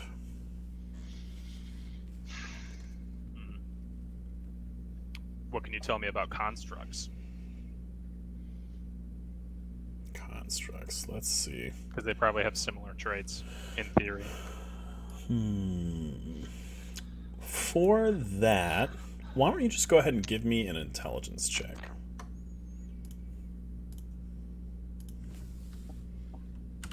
At 1. Nice. Yeet. Well, my friend, Things are metal sometimes. I'm afraid you don't know too much about nimble rights today. The engine is made of engine. So, Well, I mean, like, since what I if, am like, Arcana near him is my... and would have is, like, heard him ask this question, can I do an intelligence check as well to see if I know anything about it? Why don't you give him advantage by using the help action? Let's do that. Absolutely. Okay. Yes, the engine is made of slightly different engines. All right, so that's pretty good. So if you go to Beyond, and I'll put the link in Discord for you guys, you can find the entry for nimble rights. Wow. All right, I linked it in Disc. But essentially, it's a medium construct. It has no alignment because, in again, front of you is magically locked. boom, it's a robot. Okay, so a nimble right is a magical construct created to serve as a guard or assassin. Composed predominantly of lightweight wood and powered by magic, it can pass for humanoid while wearing clothing. Some of them can also be created from iron, brass, etc.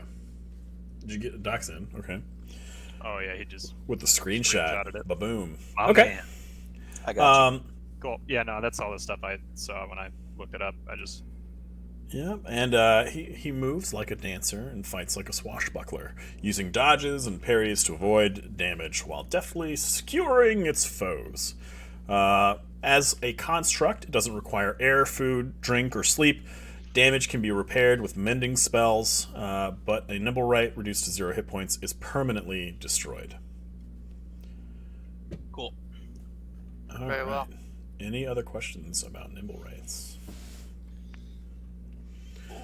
So, looking at this map, the City of Waterdeep, you've got quite a bit of exploring to do if you want to find this nimble right. Where do you guys want to start?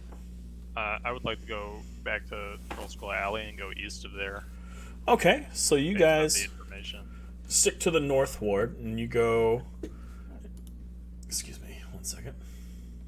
Westward. Just make sure, checking my notes.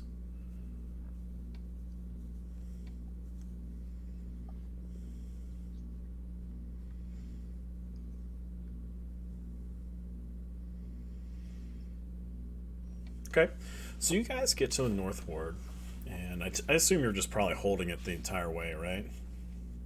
Yeah, I mean, Yeah, it doesn't ever spin up. It doesn't ever start whirring from your trek from the Sea Ward through to the North Ward and further east. can I? Could you give me like a line or something on like the ocean of like the supposed range so that I can sort of block off like where we've looked, just for aesthetic. So we're just doing it ward by ward, basically. Yeah, I mean, So you've explored the Sea Ward, you've done the North Ward. maybe we could check the field ward. That would You could be check the most- Field Ward as well. Sure. Again, no reaction from your nimble right detector. Okay. Time is go. it? It's approaching evening. The sun's about to set. Okay. We should probably head back to the manor for the night. I have a feeling at that point we're gonna have to sweep both the wards that all 3 wards that we've already checked. We're gonna have to sweep them again to make sure Well, he didn't go back. I To mean, be you might fair, have he to could do have come that in anyway. behind us, That's true. so we're gonna have to get lucky to find this guy. Okay. So you guys want to head back? Yeah. All right. You guys make your way back to... I take it you go to the tavern. Yeah. Yes. To Troll Skull Tavern. Not gonna lie, part of me expected for you to pull to the map and he's standing right there. Like the scarecrows. Yeah, I'm I pretty was messed kinda, up. Kind of feeling that too. Okay. Well, gentlemen, I guess we will pick the search back up in the morning. Well, the tavern's still kind of going. It's not quite closing time yet. There's still more roast chicken. That's kind of been the meal of the day, though. Gwendolyn is still in the kitchen, kind of working on stuff and meal prepping for the next day. You guys want dinner? Fuck yes. Dopey is starving. Okay. Sure. Well, she has a new recipe that she would love to try on you guys. Absolutely. Send it. She brings out 5 steaming, fresh from the oven, steak and kidney pies. All steaming hot. The pastry is fluffy and crisp, and you can see inside is just this lovely smelling brown gravy covered meat. And she sets it at each of your places, including the Gimp, who doesn't even have a place apparently. No, he has to stand. Over there. And gives you I each pull pie. on the rope, it helps me stand. Okay.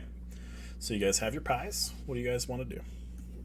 Dopey's just gonna dive face first into the pie and just eat all of it. Yep. Yeah, I'm gonna eat. Okay. I do the snake thing and unhinge my jaw. Also, I have most definitely, now that we're back home, let go of my fucking sword. Gotcha. Okay, so you guys chow down on these meat pies, and they're really good. They're not like... You guys have had some out-of-body experiences with Gwendolyn's cooking before, but you feel like this recipe isn't 100% nailed down yet, but it's still really, really good, and she really enjoys it. So, or you guys really enjoy it, and she likes that you guys enjoy it as well. So you guys, No. you guys make no, quick work no, of these we're done meat with that. pies. Make quick work of Yay. these meat pies. Yeah, Shul and Sarantis, again, just disturbing ways that you eat things. You don't even need to unhinge your jaw to fit this meat pie in your I mouth, just but you do just do it, right? And you send it to the back of your throat like a fucking professional. And Dopey, you are covered in this meat pie. Like, your face is just with gravy, little bits of Alright. organ meat, and just... Like, you enjoyed it way more than everybody else. I'm like not a sure Sweeney why. Todd Bukkake. Yeah, it's pretty... That's a brand new sentence right there. Very accurate. Yep. There's kidneys in it. Yep, So, yep, There were a yep. lot of bodies on the street earlier. Best pies anywhere. So Gwendolyn goes back to the kitchen and just grabs something and brings out and lays a fabric napkin in front of you, and doesn't say anything, but just takes a step back and starts talking to Margaret.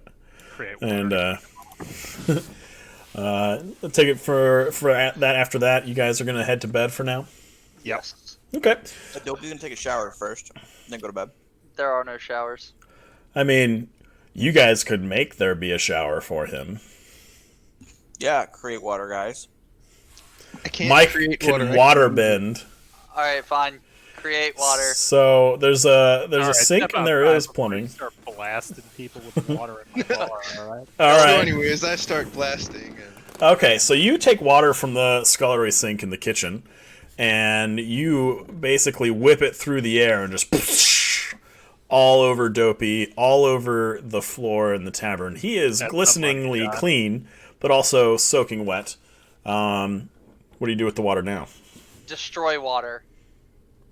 My spell is create or destroy water. I Be destroy very water. careful with that because Yeah. I'm like 80% water, bro. I was about to say, yeah, right. you about to kill some people.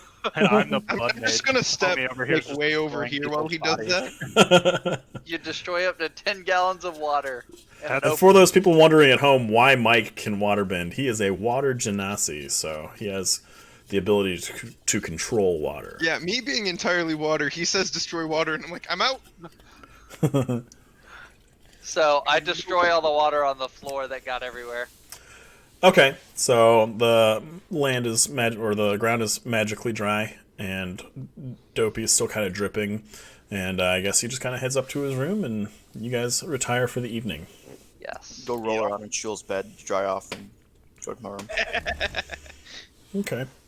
Snakes don't care if they sleep in the wet spot. Exactly. Hell, I don't even care if I sleep in a bed. Hey, look at that! Most of you guys remembered your bedrooms. Well done, everyone. Well done. I mean, I literally sprinted to this room the second we got the bar, so I'm not forgetting it. Yep. Shul's the one with the balcony, though. That's kind of sucky. I have a Coin balcony. puss. No, that's the same balcony on a lower level. That's a window, homie. This is a balcony. This is all wood floor. Yeah, it's overlooking his Yeah, balcony. that's overlooking his balcony right That's here. unfortunate. Oh, you're right. But you, my friend, have a private toilet. That connects to the rest of the hall. Yep. Anyway, Just trying to make you feel better. Dopey's gonna go shit in your toilet now. yeah, you are. It's the closest one. It's true. It's true. This is the downstairs for where Dopey comes downstairs. Okay, so you guys go to bed. For once in your lives, your sleep is undisturbed. And you wake up the next morning to the sun shining in through the shuttered windows of each of your rooms, and a fragrant smell from downstairs. We roll initiative, so he wakes up first. Sure. 13. 12. 21. I'm asleep in. Okay. Oh man, for the first time, I'm not one of the first people up. Wes, One person definitely. so you're up before Gwendolyn has even gotten to the tavern. What do you want to do? Close my eyes and go back to sleep. Roll again. You're still fully rested. In the afternoon. Son of a bitch. 6 in the afternoon. Fine, I get up. Fuck time is that? Okay. I go down to take my spot at the bar. Okay. Go ahead and let's clear that. I don't like when initiative order pops up first thing in the morning. Go ahead and update your Among initiatives other for me. things. I don't see anything in it. No, I don't see anything in the turn order. Yeah, me either. Same. That's strange. I see it. But I also see that it's blank on the player page. I wonder why that is. Let's close this for now. Let's do this. Stop moving your character. Let's do that. Let's do that. That. And that. Now, do you see it? Yes. Yes. Okay, cool. Those are the ones from the other page that we don't need anymore. Got it. All right.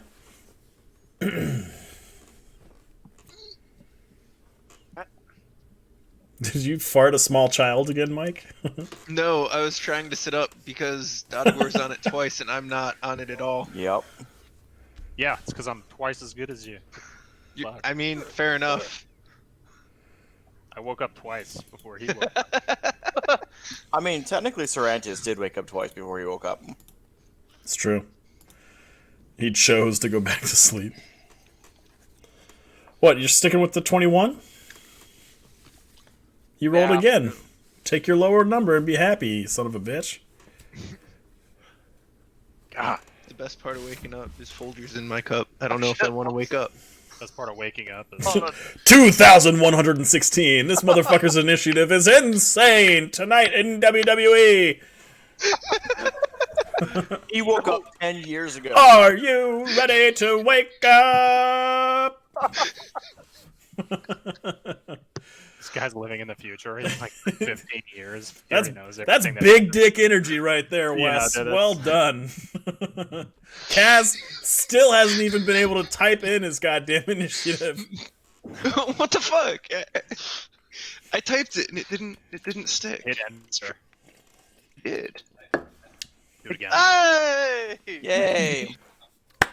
DM inspiration because he figured it out. Just been repeatedly hitting my head on my keyboard like why isn't Figured this it out. working? X in the chat for doubt. Just saying. All right. I did So upspell mine, Shul Dylan. and Sarantis, you guys are up. You know what? Everybody but Dodagor is up right now. Goddamn right. Yeet. What do you guys want to do? My corn purse is heavy as shit. I gotta carry that thing around all day. I'm gonna go and I could carry it for you sometime, sir. Mr. Frodo. It's a Lord of the Rings reference for everyone that was Oh wondering. no, I got it. Dude. I got it. Share just the saying. load. No! That's exactly how the I movie see went. any of you guys covered in crumbs, you're out. I'm gonna go. I am gonna the go- bearer of the snake. Why What's is that up? funny? I've never seen that movie. Shut up, Doc. We've talked about Lord of the Rings more than we've talked about work. We're literally You- saying D&D. You just not got wrong. a straight up pretend to not know shut up, anything. Meg. Like, straight up. Shut up, Doc. No, Doc, we've talked more about Lord of the Rings at work than we have about work. You're not wrong. I pet Eugene and then come over to the bar. Alright. Except Dopey, you're sitting in my spot. I can always sit in your lap. Okay, sure. Yeah. So comfortable on these stilts in your lap. I'm not wearing my stilts. You guys haven't earned those yet. I Just so you kindly know. ask you to leave my spot. Thank you. Oppose you. persuasion checks. Hey, at least he didn't make you smell like shit, 23. right? I'm not. Oh, I wasn't serious. You don't have to do your that lap. because you just did it. That's fine. You don't have to do that. It's like, make me fucking move. God damn you. I move because I want to, not because you asked me to. No one fucks me but me. Yeah. Oh, man. Okay. I'm just sitting on the stage strumming something that sounds vaguely reminiscent of 46 and 2 by Tool. Okay. Cool. You guys are up. You're not here, Margaret. You're sleeping, Epic bitch. stoner music. Classic Margaret. Mm. Always downstairs. Always in the wrong spot. Yeah, always hanging out. Always Gwendolyn. watching. Always watching. Wazowski. Wazowski, your paperwork. Oh, that fucks up my voice so much. I mean, we still have two randos at the bar, so that's fun. That's the At kids. tables. No, they fell asleep at the bar. Yeah, I thought the kids yeah, were they're downstairs. literally just falling asleep in the chair. No, they're gone. Oh god, that is two random people. We just let them sleep here last That's night. Imbric and Lafalier. But anyway, so you guys are up. Gwendolyn's in the kitchen. What do you guys want for breakfast?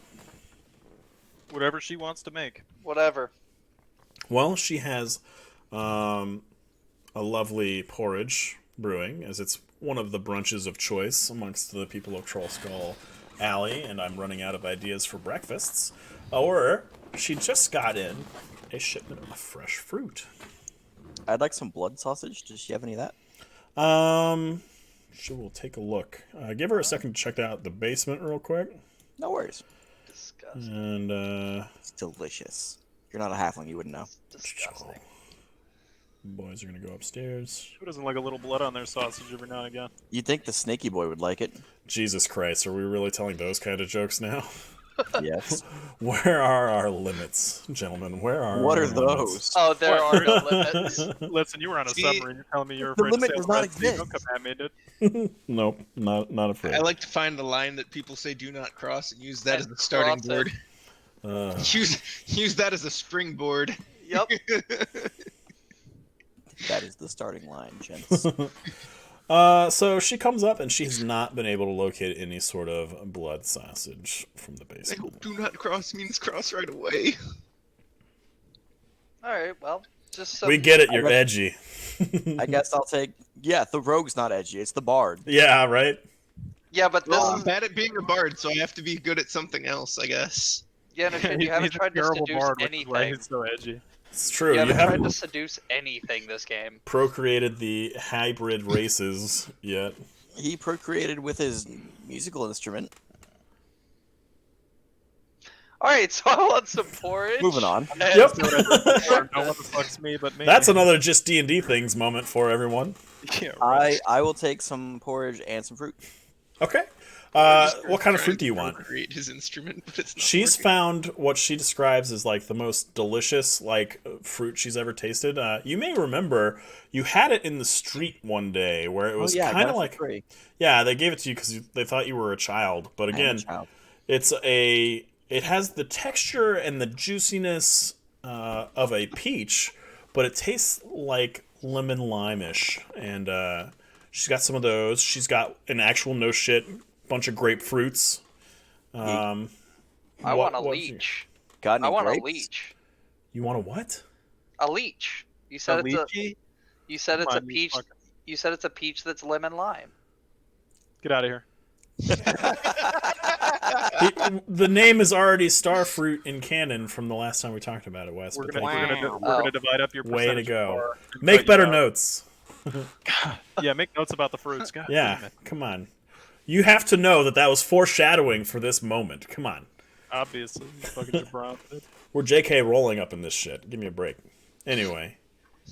So what do you guys... So Dopey wants some porridge and some of those star fruits. What I'm does probably Wes just gonna eat a couple star fruits. Okay, so she comes out and she hands you guys breakfast.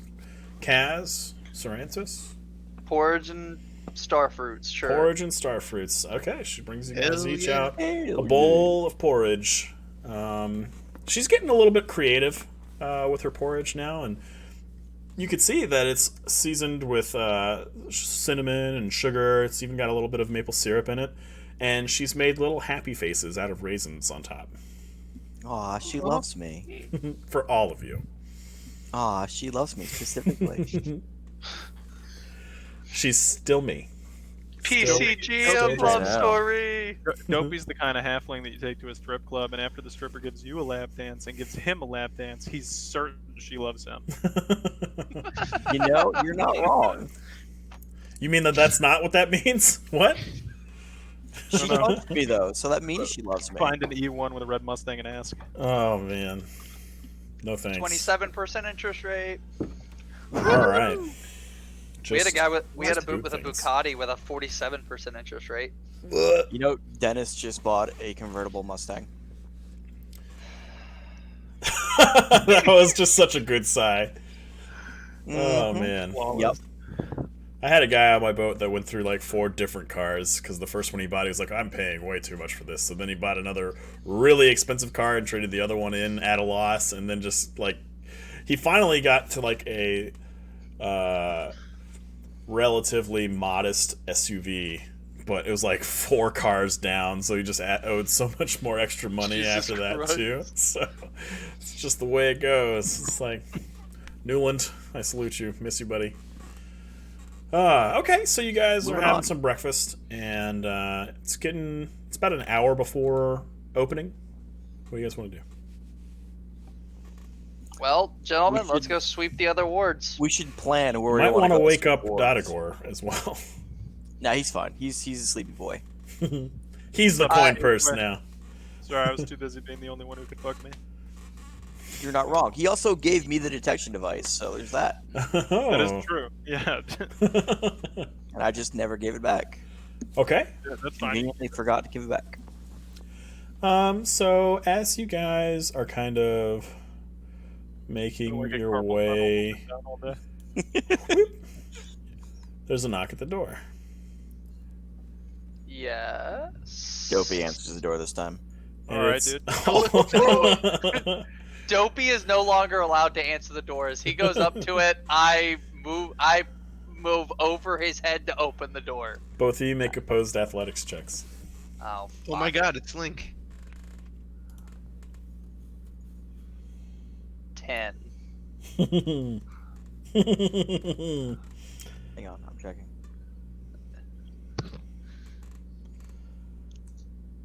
$11. Ooh. You ain't. Dopey. Dopey, if he tries to shake your hand, if he doesn't want to shake your hand, back away. It's okay. I don't smell like shit today. He's like, hello? Hello? It's Hello? is this where the members of Eugene and the Stoners have ended up? You I don't know. Who are you? Yes. I'm not surprised that you don't recognize me, because I don't look terrified and covered in shit. It's Rainier Neverember. You may Oh, remember yeah. me from that time that you actually saved my life. Absolutely. I personally saved your life. Come on in. Excellent. And he comes in. He's a bit bigger than everybody else, because Yeah, I otherwise, was like, damn, dude. otherwise He's a- the token looks like Hit a shit. growth spurt. I could do this. Hold on. He's a Goliath. When you make him fit in the fucking squares, he's like, "Wah." So that's why he's a bit bigger. Even better. Hello. How is everyone? First of all, Doing well. How are you, sir? well, much better than the last time you saw me, and I heard I'm a that you halfling. rest. Yes, you are. And You asked how we Literally can. okay, sarcasm. I appreciate that. So you guys make small talk. You kind of catch up, and he kind of gives Dodagor and Dopey a little wink because he's kind of why you guys were able to join the Harpers, and he asks Dopey and Dodagor if they have a moment and a place where they could speak in private. Absolutely. We can go down to the basement. We can go up to the garrets. We can go to any other floors. Well, do you have a private room with perhaps some comfortable chairs? We absolutely do. Right up on the second floor. Word. I was dragon. Okay. Yeah, we're gonna make him stand. Dopey and I are the only two in the chairs. Which is I will be a gracious host and move. no, it's okay. He's there's more chairs than what's just drawn on this map. It's fine. Wait, so does that mean I actually Yeah, have a he's like- bed in my room? What? No, you do not have a bed in your room. No, dude, we found the furniture place. No, Yeah. you just have chairs because that's too funny. You fucking snake boy with books and chairs. Get over it. He's the bookworm. So he Oh my comes- god, that's perfect. Yes. Yes, it Book is. snack. All right, what were we talking about now that I've forgotten? So Rainier is stopping by, and we're gonna just fast forward in time a little bit. It's been a few days. You guys have gotten distracted a little bit with the business. Yes, you need to search for the Nimblewright, but like you've said, he can move around ward to ward. You need to be able to commit an entire day to this. So after a few days, Rainier stops by, and he wants to share specifically with those with renown with the Harpers, the Waterdavian clandestine industry, something about his past. He basically drops a bombshell on you guys, and he explains, Oh, it's not like the one something dropped the other day. Fuck. well, it does have something to do with that, I'm afraid. When the Lords of Waterdeep ousted my father, I thought his long, dark shadow was finally gone for good. The truth is, I want nothing to do with him. But his spies hound me. One of them, a gnome named Dalak had been watching me for months. Then, about 10 days ago, the spy was suddenly nowhere to be seen. My father didn't trust many people, but he trusted that gnome. So, was that gnome, like, did he normally, like, all dress in black and hang out in the sewers? That has a little bit of something of what I have to tell you. Apparently, after speaking to a few of his friends, he was on a special mission to retrieve the Stone of Galore, and was afraid the Zentarum and Xanathar Guild were close to catching him. When he heard about my kidnapping and subsequent rescue, he wanted more information about the adventurers who had rescued me. And I think he was on his way to deliver the stone to you for safekeeping. The stone? Yes, the Stone of Galore. Did he not have it on his body? I found some jewels, but I didn't find any stone. You're telling me that the Stone of Galore is missing? Yes. Uh-oh. This is most unfortunate. You see, The Stone of Galore holds the key to my father's vault. A secret vault. Somewhere here in the City of Waterdeep, containing, supposedly, a vast fortune. And if the Xanathar Guild or the Zentarum agents were able to get a hold of that kind of wealth, while let's just say that would be a bad day for all of us. Sounds like it. Understood. So you guys want to share anything with Rainier? There, I mean, I would. Yeah, Though absolutely. we talked about the gems, I mean, I'd let him know that there's also a nimble right that was involved in killing the gnome, because by saying that he found gems, no stone, I assume that we've also shared that we found a dead gnome around the corner. And that there was a huge ass explosion, Right. and that I'm sure Kaz you found this heard about necklace the with explosion. gems on it that explode shit. And Okay. He takes all of this into account. It's like, I see. Perhaps the situation's more dire than I thought.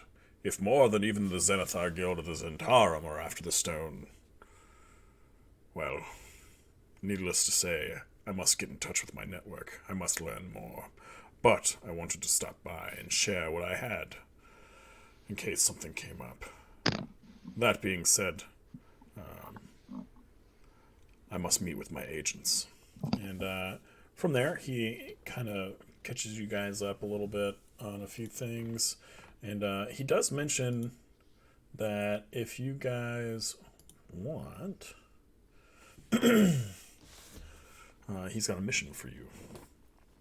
And he says, Uza Zolazef is an old woman who sells books out of a narrow 3-story building on Sorn Street in the Trades Ward.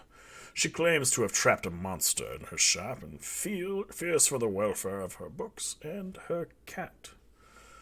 The City Watch isn't likely to lend a hand, given her propensity for tall tales, but the Harpers owe her a favor.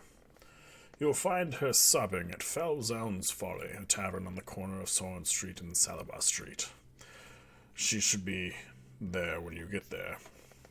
She's currently renting a room. Okay. He says there's really no hurry. It's up to you guys, but that's your current mission. And then he departs to relay his newfound information to his agents and hopefully to find out more.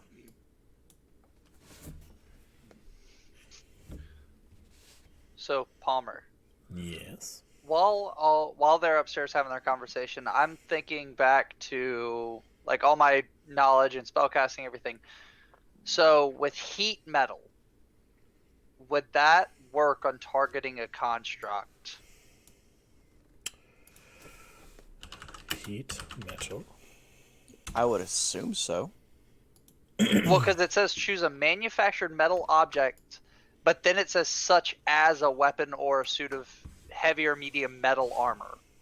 So But- I think that's just Manufactured metal object. Right. So it means an unintelligent object that is just sitting there, I believe, like a fork, or Yeah, and when you think about it, if a construct gets hot, it's not taking damage. It's going to be that much more lethal if it decides to touch you. Okay. Okay. Well, depending on how hot you can actually get it, you could technically cause it to melt its joints. yeah. But do you really want a construct that is capable of moving to come towards you as it turns into magma, essentially? Because I don't know about you, but I like my limbs. Well, that's true, but ungilded, if you will. true. but That if being you- said, still, heat metal doesn't get to the point where it melts metal. fair. Yeah. Okay, like I said, that's why I was asking before, like, No worries. so I was asking.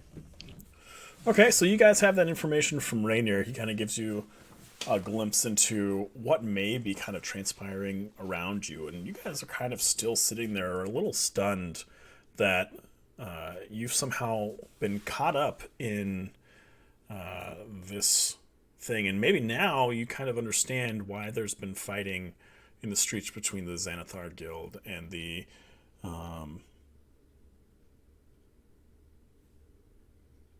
Okay. And a Zentarum. So what do you guys want to do now? Well, sort of new information. I mean, it would make sense for us to investigate places where we know, the guilds that were involved in trying to, break into the vault. To start exploring there first before we have a, looking for the construct and everything like that. I feel Okay. like that would be likely that somebody hijacked it. Okay. Anybody else? Are y'all back downstairs yet, or no? Well, Dopey's gonna be stunned, like speechless. He's gonna be sitting in that oversized plushy chair for a bit, just mulling things over. Okay. So what do you think we should do, Dubby? I think We're still in the room. I think finding that guy just got a whole new level of importance. That's what I think too. So we don't know if the Nimblewright has it or the cloaked dude, right? Because from what we heard, the Nimblewright had been on the roof, Mm-hmm. Right. and where the they would've cloaked brought it down dude. onto the ground. Correct. Right, but they also said that the cloaked dude had looted the gnome. The gnome, and then gone over past the bent nail. So that guy's the guy the City of Watch is chasing after, while we're going after the Nimblewright. So do you guys want to go downstairs and maybe share some of this information, or at least one of you, with the rest of your Yeah, teammates? sure. Yeah, Sure, we'll both go. Okay. Split the party. No, they're not. Do it. Do it. Just imagine the Emperor Palpatine. Do it. Do it. PK intensifies. I'll fucking do it. You guys should be afraid. I have killed parties before. Not proud of it. Definitely by accident. Written up. But it happens.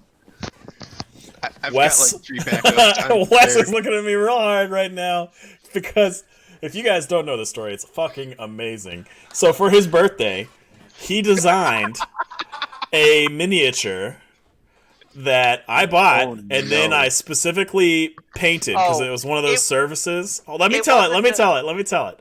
So it was literally customized down to the precise equipment that he wore, and then I painted that shit myself by hand. Even did a little free hand on the shield, some lightning blood. Yeah, you like that?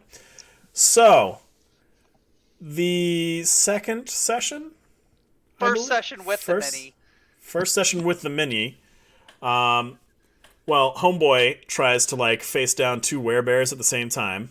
By himself. As a bard. That's your fault.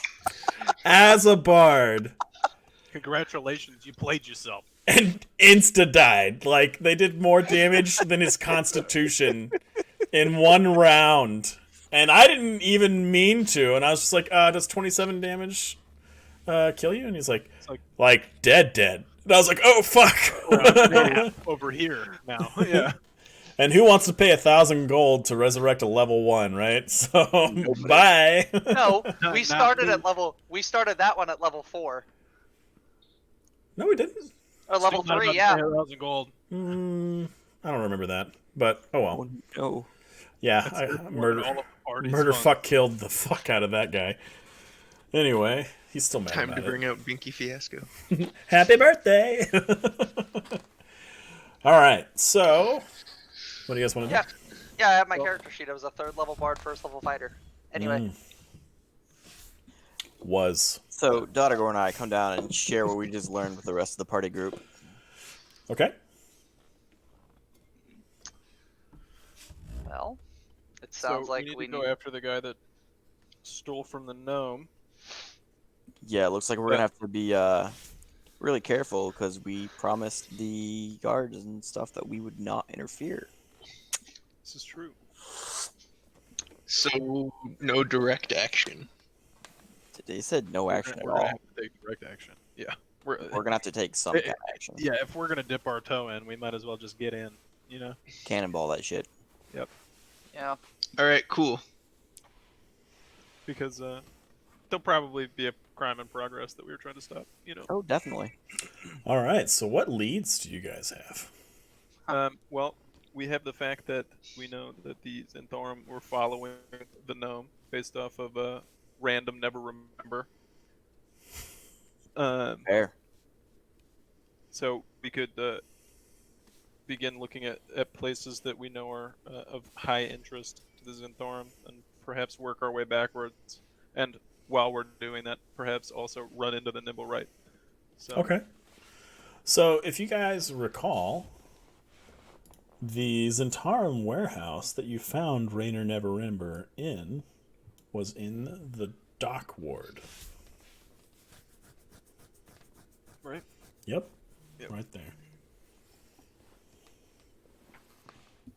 So we should probably start in the dock ward.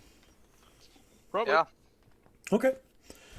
So, are you guys gonna be looking for the Nibble Right too? Yes. Yeah. Oh, I mean, if Dopey doesn't want to get carpal tunnel from holding a button down all day, we can. We can can pass it damage around the while we're coin walking. Just the coin purse walking around holding it. Yes, we'll have the coin purse do it. yeah. Give that guy some carpal tunnel. Word. Yeet. Okay, so Yeah. you guys make your way through the castle ward, past the City of the Dead, through the trades ward before getting to the dock ward. And once you guys have been walking around the dock ward for a little bit, for the first time, the Nimble Right detector clicks to life.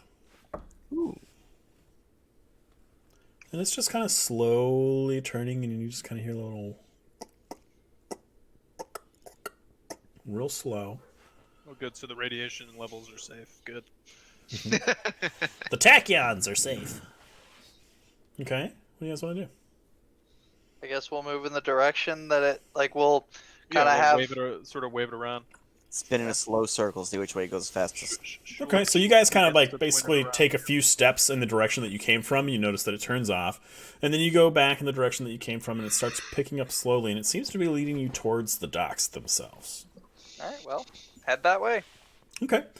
As you approach the piers and the docks, it gets faster and faster until you're literally at the edge where the dock ward meets the boardwalk itself.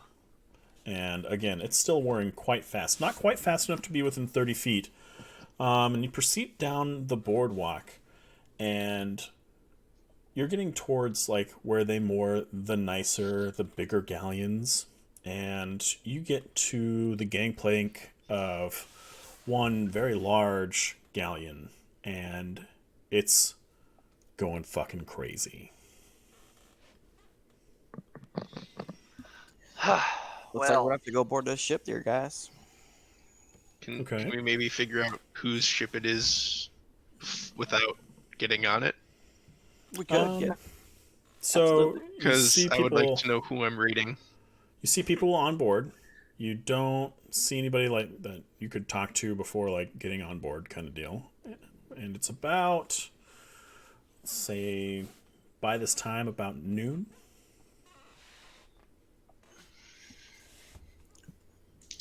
Dopey is is it going to like stride raiding confidently aboard. Okay. I So will you follow Dopey. guys I all follow. head on to the ship. Cool. Oh no. And there are people there. And there are people there. So, give me one moment. And I'll give you guys.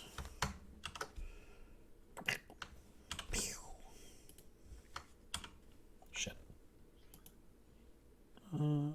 Let's do that. So You're drowning! Haha! Gotcha, bitch. Which side has the gangplank? Is it the side we're on here? Yeah, basically. You guys are actually all on right now. So Dopey's going to stride right up to this dude here and confidently ask him who this ship belongs to. Boy, who are you? Ship inspector. Make a bluff check. Fucking ship inspector. It's gonna go really good or really bad. It's either gonna go really good or it's gonna be hilarious. There's not really an in between here. You're not wrong. 14. Oh, we just got inspected last week. What are you doing back already? Plus, ain't you a little short for looking at things? Whoa. Well, that's the way I. Highest there, guy. So knock you down. once he says that, this tubby guy is like, Marvin, go below and go sort out something. And he Go man the pumps. goes below. It's like, hello, sir. First of all, let me apologize for my friend there, and anything I can do to help you. Yes, who does this ship belong to? Captain Zord. Captain Zord. Who is his employer? Well, he owns this galleon as well as 2 others, and these are entertainment ships Entertainment ships. from Illis. We have got word that there may be some stolen merchandise on board, and we were asked to check it out. Make another bluff check.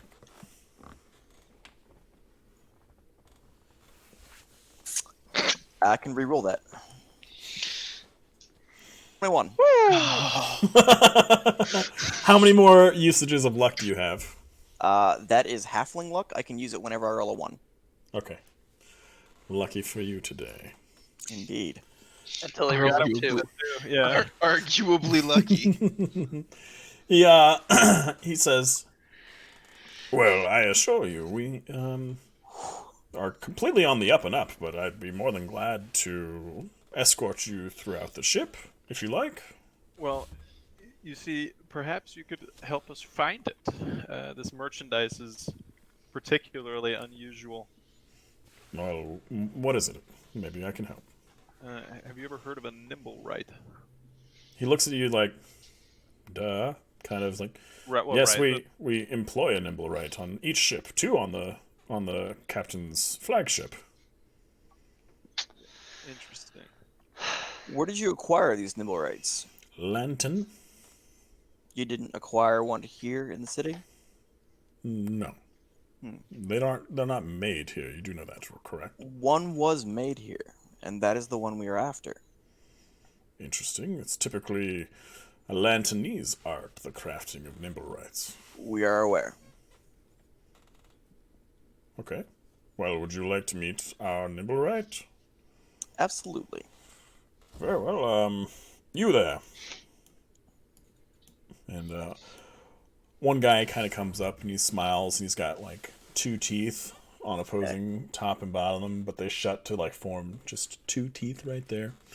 Shows up and he's like, fetch the nimble right.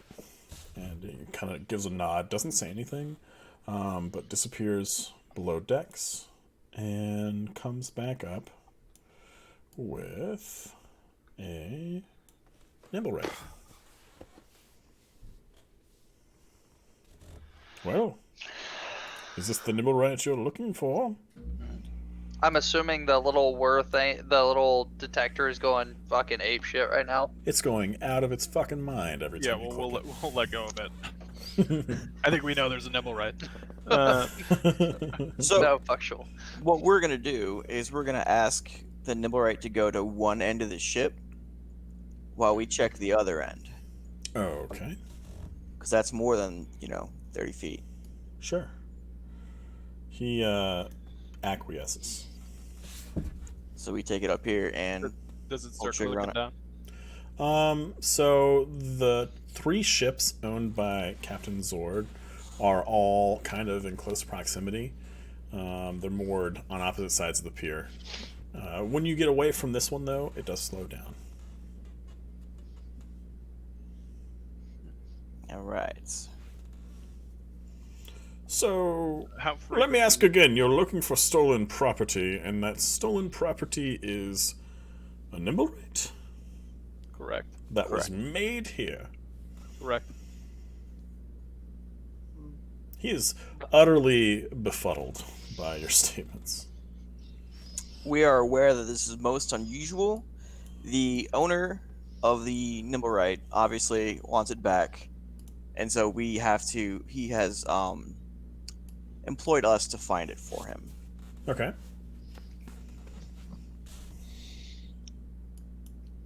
Out Now, of character how- question. Did What's we that? ever figure out what the specific like? Because so these guys employ Nimblewrights. I'm assuming like it started going ape shit when we got here. Like there are other Nimblewrights. How do we distinguish the one that was made here? Like, did we ever Like try get a and description figure of the that other out? Yeah. You guys kind of got the brief description from Nim about its creation being kind of terrified. This particular Nimblewright does not appear to be scared in any way, shape, or form. Okay. I remember the thing being scared. I didn't know if that was like it's like, is it permanently just like it looks scared or? Well, if you were just born and you were suddenly outside in New York and you're a magical creation with no input from anybody else, you're It's probably been still about freaking out. 3 months since Nim created this Nimblewright. Oh, okay. Well, it's probably adapted at that point then. To an extent, anyway. We're I mean, fucked. probably not well enough to sail like help with ships, but How frequently do these Nimblewrights leave the vessels? Oh, they don't leave. They're magically bound to each ship.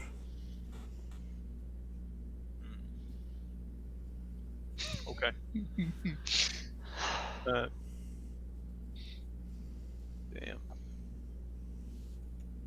Yeah, I'm kind of stuck at this point. I don't know what else to do. I'm stuck. You guys want to make insight checks? Do you want to...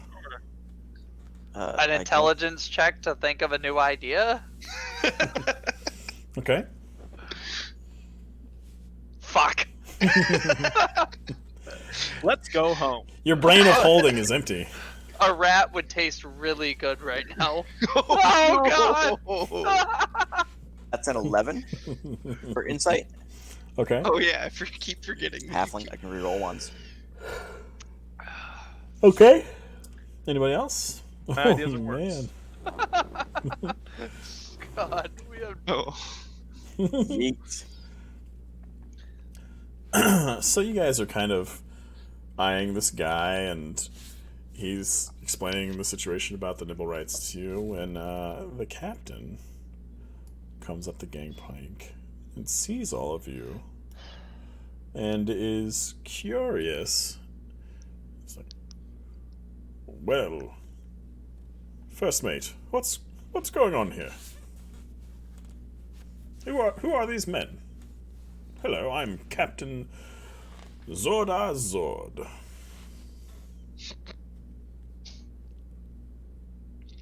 Well, it's nice to meet you. I am Donagorn. We were just speaking with your first mate here. We were tasked to find a missing Nimblewright, and we were unaware that you had Nimblewrights on these ships, so our search led us here. Okay. The first mate kind of pipes in. He's like, "Yes, sir. They're ship inspectors." And he's like, looking at you, Dopey, and the rest of you. And you're ship inspectors. Yes. Make another bluff check. oh no.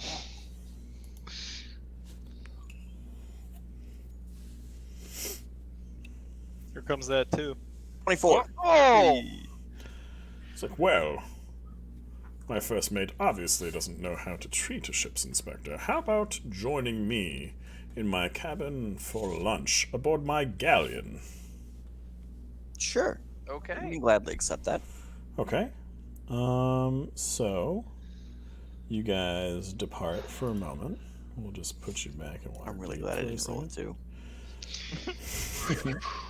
That would have been bad. And you guys depart the ship, and you go back, and he leads you to his cabin, where he has set up lunch, and you guys all have a seat around the table, having a grand old time, as I move each one of these fucking character tokens individually. Righty, bud. And we come back. And we... Whoop. Please, have a seat. And the two Nimblewrights aboard his galleon are basically his waitstaff. And they bring out lots of food. Specifically, there's like half racks of barbecue ribs, corn on the cob, biscuits. There's even a little bit of like there's like crawdads in there too. It's like, he's got a real backyard barbecue going on. And he's like, oh, and of course, the steaks. And the Nimblewrights leave and then come back with steaks on these giant metal skewers that they just come over to each of your plates and they slice a piece of the steak off onto each of your plates. Brazilian steakhouse style. Thank you. Thank you. They all give a curt nod. He says, welcome aboard the Eye Catcher. Now, I have a question. Or I would assume, since this is, obviously a company, that if you were going to employ constructs, that you would have sort of uniform-esque built constructs? Well, we purchased all of our constructs from the same wizard and lantern, and they tend to look alike. Ours are a bit sturdier than the average Nimblewright, I believe, as most of them are made from wood, but these are all mostly made of brass with some internal wood components. Everybody give me perception checks. Oh no. 11. Okay. 12. Fuck me, dude. I cannot see shit ever. Hey, we're on a ship. I think he needs I'm on a glasses. boat. Wes, you rolled a 15. Yeah, I gotta. No, I'm telling. That's Nick. Yeah. The boat is made of Roll boat. fuels What too. does Schul's roll?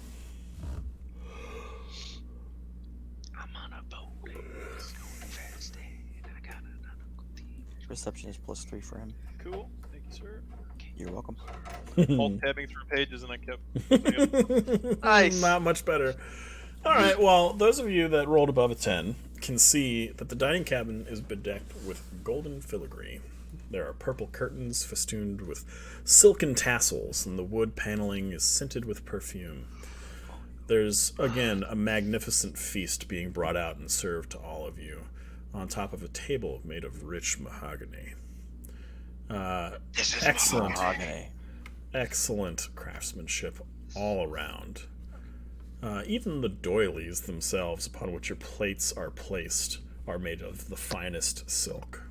And again, Captain Zord is dressed to fit his cabin and looking very fancy. Now, Double cheeked up on a Thursday. yep. Club going up. What do you guys want to talk about? So, as we discussed, all of your Nimblewrights are all, fairly uniform. Have you happened to seen one over the past few days that is not one of yours? Have I seen a Nimblewright that doesn't belong to me? Correct. I'm afraid that the Sea Maiden's Fair and the Eye Catcher and my other ship, the Hellraiser, and the Heartbreaker, I should say, are used to transport entertainers, wagons, parade floats, all kinds of goods from Illus to here in Waterdeep. I see Nimblewrights sometimes, I'd say probably occasionally, but nothing springs to mind of recent note. Why such an interest in Nimblewrights, Mr. Ship Inspector? Well, one of our good friends has asked us for a personal favor to help them find some property that has gone missing. Your friend? Who's your friend? It's one of the priestesses up at the. It escapes me. I can never Temple of remember where God? she works. Temple of God. The House of Inspired Hands. It's okay. Yes. she So, works in other for- words, you're telling the truth. That's what's really important here. Yeah. You don't stay lucky. Okay. Not gonna tempt fate. Yep. He's like, well, You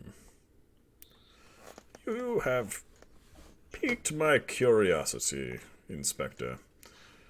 I shall instruct my men while they're out in town to be on the lookout for any sort of nimble rights that appear to be out of place, if that makes sense. Most of them are bound by some spell to where they serve. Like, for example, these two that both, at their mention, give a curt bow. Work here aboard my galleon. There's one each upon each of my other vessels. Yes, you they first cannot mentioned leave. that earlier. Yes. So, I will have them look, but I'm afraid that there's no real information here that I could share. Well, we appreciate your assistance, and I appreciate you appreciating me. Would you mind if we just had a look around the rest of your ship? Well, you're an inspector. I suppose I have to, don't I? Well, we're not here in a official capacity, so to speak. So at this point, it would be, yes, you could tell us no. That would be your prerogative. But we would appreciate it if you would allow us to just have a look around. Make a bluff check.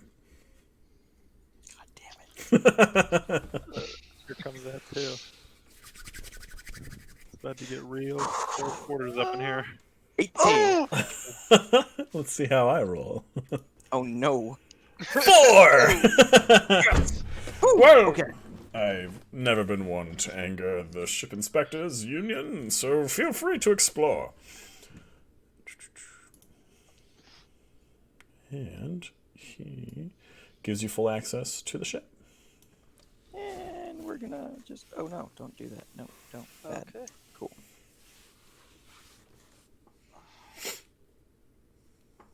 What would you guys like to do? I guess we'll start I going mean, around. do you want to Work eat our way down. first? I assume you want to eat first. yeah. I assumed we were eating while we were talking. Yeah, I thought that was. Fair enough. Okay. Same. You guys eat. Now you look. Cool. Point covered. I would like to head below deck and check out the You guys have you said he free carried, access. wagons and like parade stuff. Mm-hmm. I would like to go see Check out the hold, in check other out the words. parade. Yeah, Okay. see what's up. So you get down to the hold, and there's all sorts of like various equipment that you can see would either be to set up a circus or a parade. There's lots of different stuff, kind of like when you see a traveling carnival. It collapses all into a more confined space. It's kind of like that in the hold. And just so you know, it's beneath these guys in this area here. Oh, dope. I will waterbend myself over that way, I guess, Why are you waterbending? because I can. You're not made of water. You know that, right? Yes, Okay. but it's a control water is a cantrip, so I can just do that at will. Are you like bloodbending yourself? Is that what you're saying? No, so there's water between the ships, right? That's No, all No, one this is ship. all one ship. all one ship. Those are levels. That's Cool, the never different mind. levels. That's why I said under. Got the far left one with Layered. pure power, dude. That's just. I even had the guys in the same spot to make it less confusing, but I was like, oh fuck, I moved them. Now what do I do? Anyway. Sorry, that's also partially my fault. They are different. Wow. They are the Okay, same Mike. ships. I'm just dumb. It's okay, Mike. We still love you. All right. Yay! So- At least you're here. At least- Dopey's at gonna least start somebody at the loves deck me. level and start moving his way down and not head straight to the bottom. Okay, you get a few curious glances. You make your way down to the hold, and on top of the door to the hold are a bunch of tables where sailors are drinking or relaxing. does. One's dancing on a table like you do. And there's yep, that stairs would go down into the deep hold. You find the sailors' quarters. Hello. Hello. Hello. Hello. Don't you fucking do it. Hello, my name is Elder Price. I would like to. I'm gonna go down through this hatch. Doc, you have to go say hello to everyone, so Palmer has to do a new voice for every single They one will of them. all have the same voice. Hello! Suddenly, lightning strikes the fucking galleon, murders all of you. It explodes. Everybody dies. New The campaign. Kraken. Take 8d8 lightning damage. We Okay. are all now a party that witnessed a party die. So you guys are in the hold. Again, like I said, you guys encounter a lot of these collapsed down pieces of equipment. I get struck. The fireball Give me things go off. investigation checks. Investigation. Now we're fucking talking, bud. Now we're fucking talking. We'll see. 23. Hey. Okay. Yeah, That I is got a blasted 20 for me. Okay.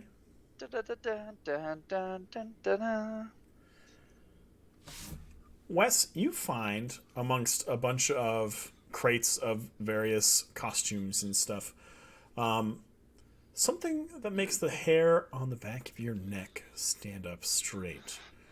He's a snaky boy. It's a hat. I too am terrified of hats. Okay. It's not like a terrified tingle. It's like a innately I've seen this magical before. tingle. Tender. I love Swipe that. right. Tenders. Fuck it, I grab it. Okay.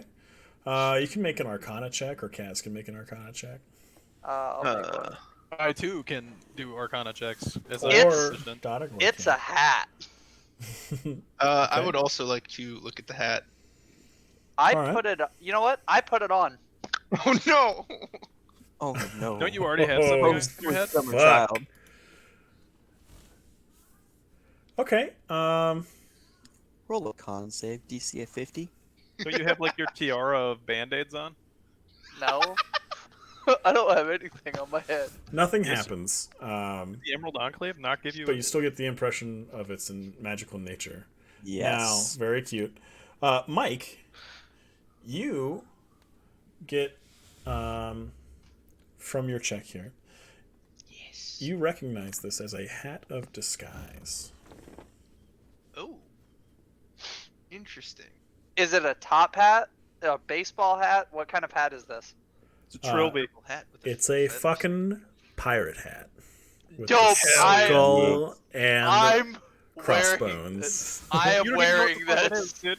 If I could recommend that you don't wear it necessarily out of the hold surrounded by other pirates. You should definitely let me slash wear it while I'm wearing other a stilt. sailors, I should say. Looking at the hat, does it look like the captain's hat? It does not. Or like a similar hat? Okay. It is a sailor's hat. Well, it's All also right. a hat of disguise, so Dixie It cup? could change different to later. be anything. Yeah. This is my hat. I don't know what it is, but I love it. This is my hat. You should definitely let me wear that while I'm wearing a stilts. No, my hat. so we can go back. and Okay, hit on so what do you do with this hat? We I- should maybe. I don't know wear it. outside. I mean, do I know it's magical? I just No. don't know what it is. or Cass do I hasn't think- told you yet. Cass so. has not told Oh, you. okay. I'm wearing yeah, this hat. a hat of disguise. It's a hat of disguise. You A say. hat of disguise. Okay. Do I look any different? You look more like an idiot. Do I look? Do I look like Shul? You look like a pirate snake. Well, I'm wearing it forever now. Okay, so Maybe you don't pocket wear it that. for Yeah, it let's now. not Let's- wear it. No, off on that a shit. boat. No, I would smack the living shit out of him if he kept trying to put it on. So And tell him you to can focus? add that to your attunements. It's going to take about a day or so. I can't remember how long attunements take in 5th edition actually, but it's going to take a little bit more time than just instantaneous for you to attune to it. It might take like an hour of just like sitting there staring at this hat. I don't remember how it works. Meditate with it. And I then think an you can hour put it on is your character otherwise sheet. specified. I think it's an hour, yeah. Okay. Well, So but now how you many have people- a hat of disguise. It's going. how many people out of who we've seen as we've gone through the ship are like wearing hats? Are we talking? Not all of like them. No one that you can think of actually was wearing a hat. And I looked at everybody. Yeah, you did. Straight in the eyeballs. Well, it's more like the underside of their chin, but that too. You're not wrong. Okay. So we got ourselves a hat of disguise. We found some nimble rights, but It's a maybe not the right nimble rights. And there goes Mike again. We salute you. Back to the potty. I was about to say, he's got poopy problems. My big boy. Yay! All right, so That's an interesting piece of information because now we know somebody on this ship has a reason to be disguised at some point. interesting, right? Well, we'll find out more next week because it is 10 p.m. and the end of the game for tonight. We'll leave it here on the ship. You have that hat to add to your inventory and add it onto your character sheet, though you're not attuned to it yet, and you won't be just yet. That's fine. And that's going to be it for the stream. But guys, I want you to stick around real quick for a quick powwow. And thanks for everybody that's in chat. Thanks for watching. I appreciate you guys appreciating us. Look out for the video. I normally have those coming out on Thursdays now, especially since it doesn't take 2 days to render them, which is amazing. So thanks, everybody. Blanky says Mike needs to visit the doctor. He is a corpsman, which is what's really funny. Hey, Doc, He's a give him an medical inspection. profession. Yeah, Doc, go. Reach over to your right and see the doctor. All right, guys. Thank you very much for watching. And like I said, video's out on Thursday. Hey, guys. It's me, Naked. And on behalf of the crew, I just wanted to say thank you very much for watching. If you liked it, please consider hitting the like button. And if you want to see more D&D tomfoolery, please feel free to subscribe, as more videos are on the way. You can also catch us live every Saturday night at 7 p.m. Eastern Standard Time on twitch.tv/nakedshamus. Just follow the link below. Thanks again for watching. Farewell for now.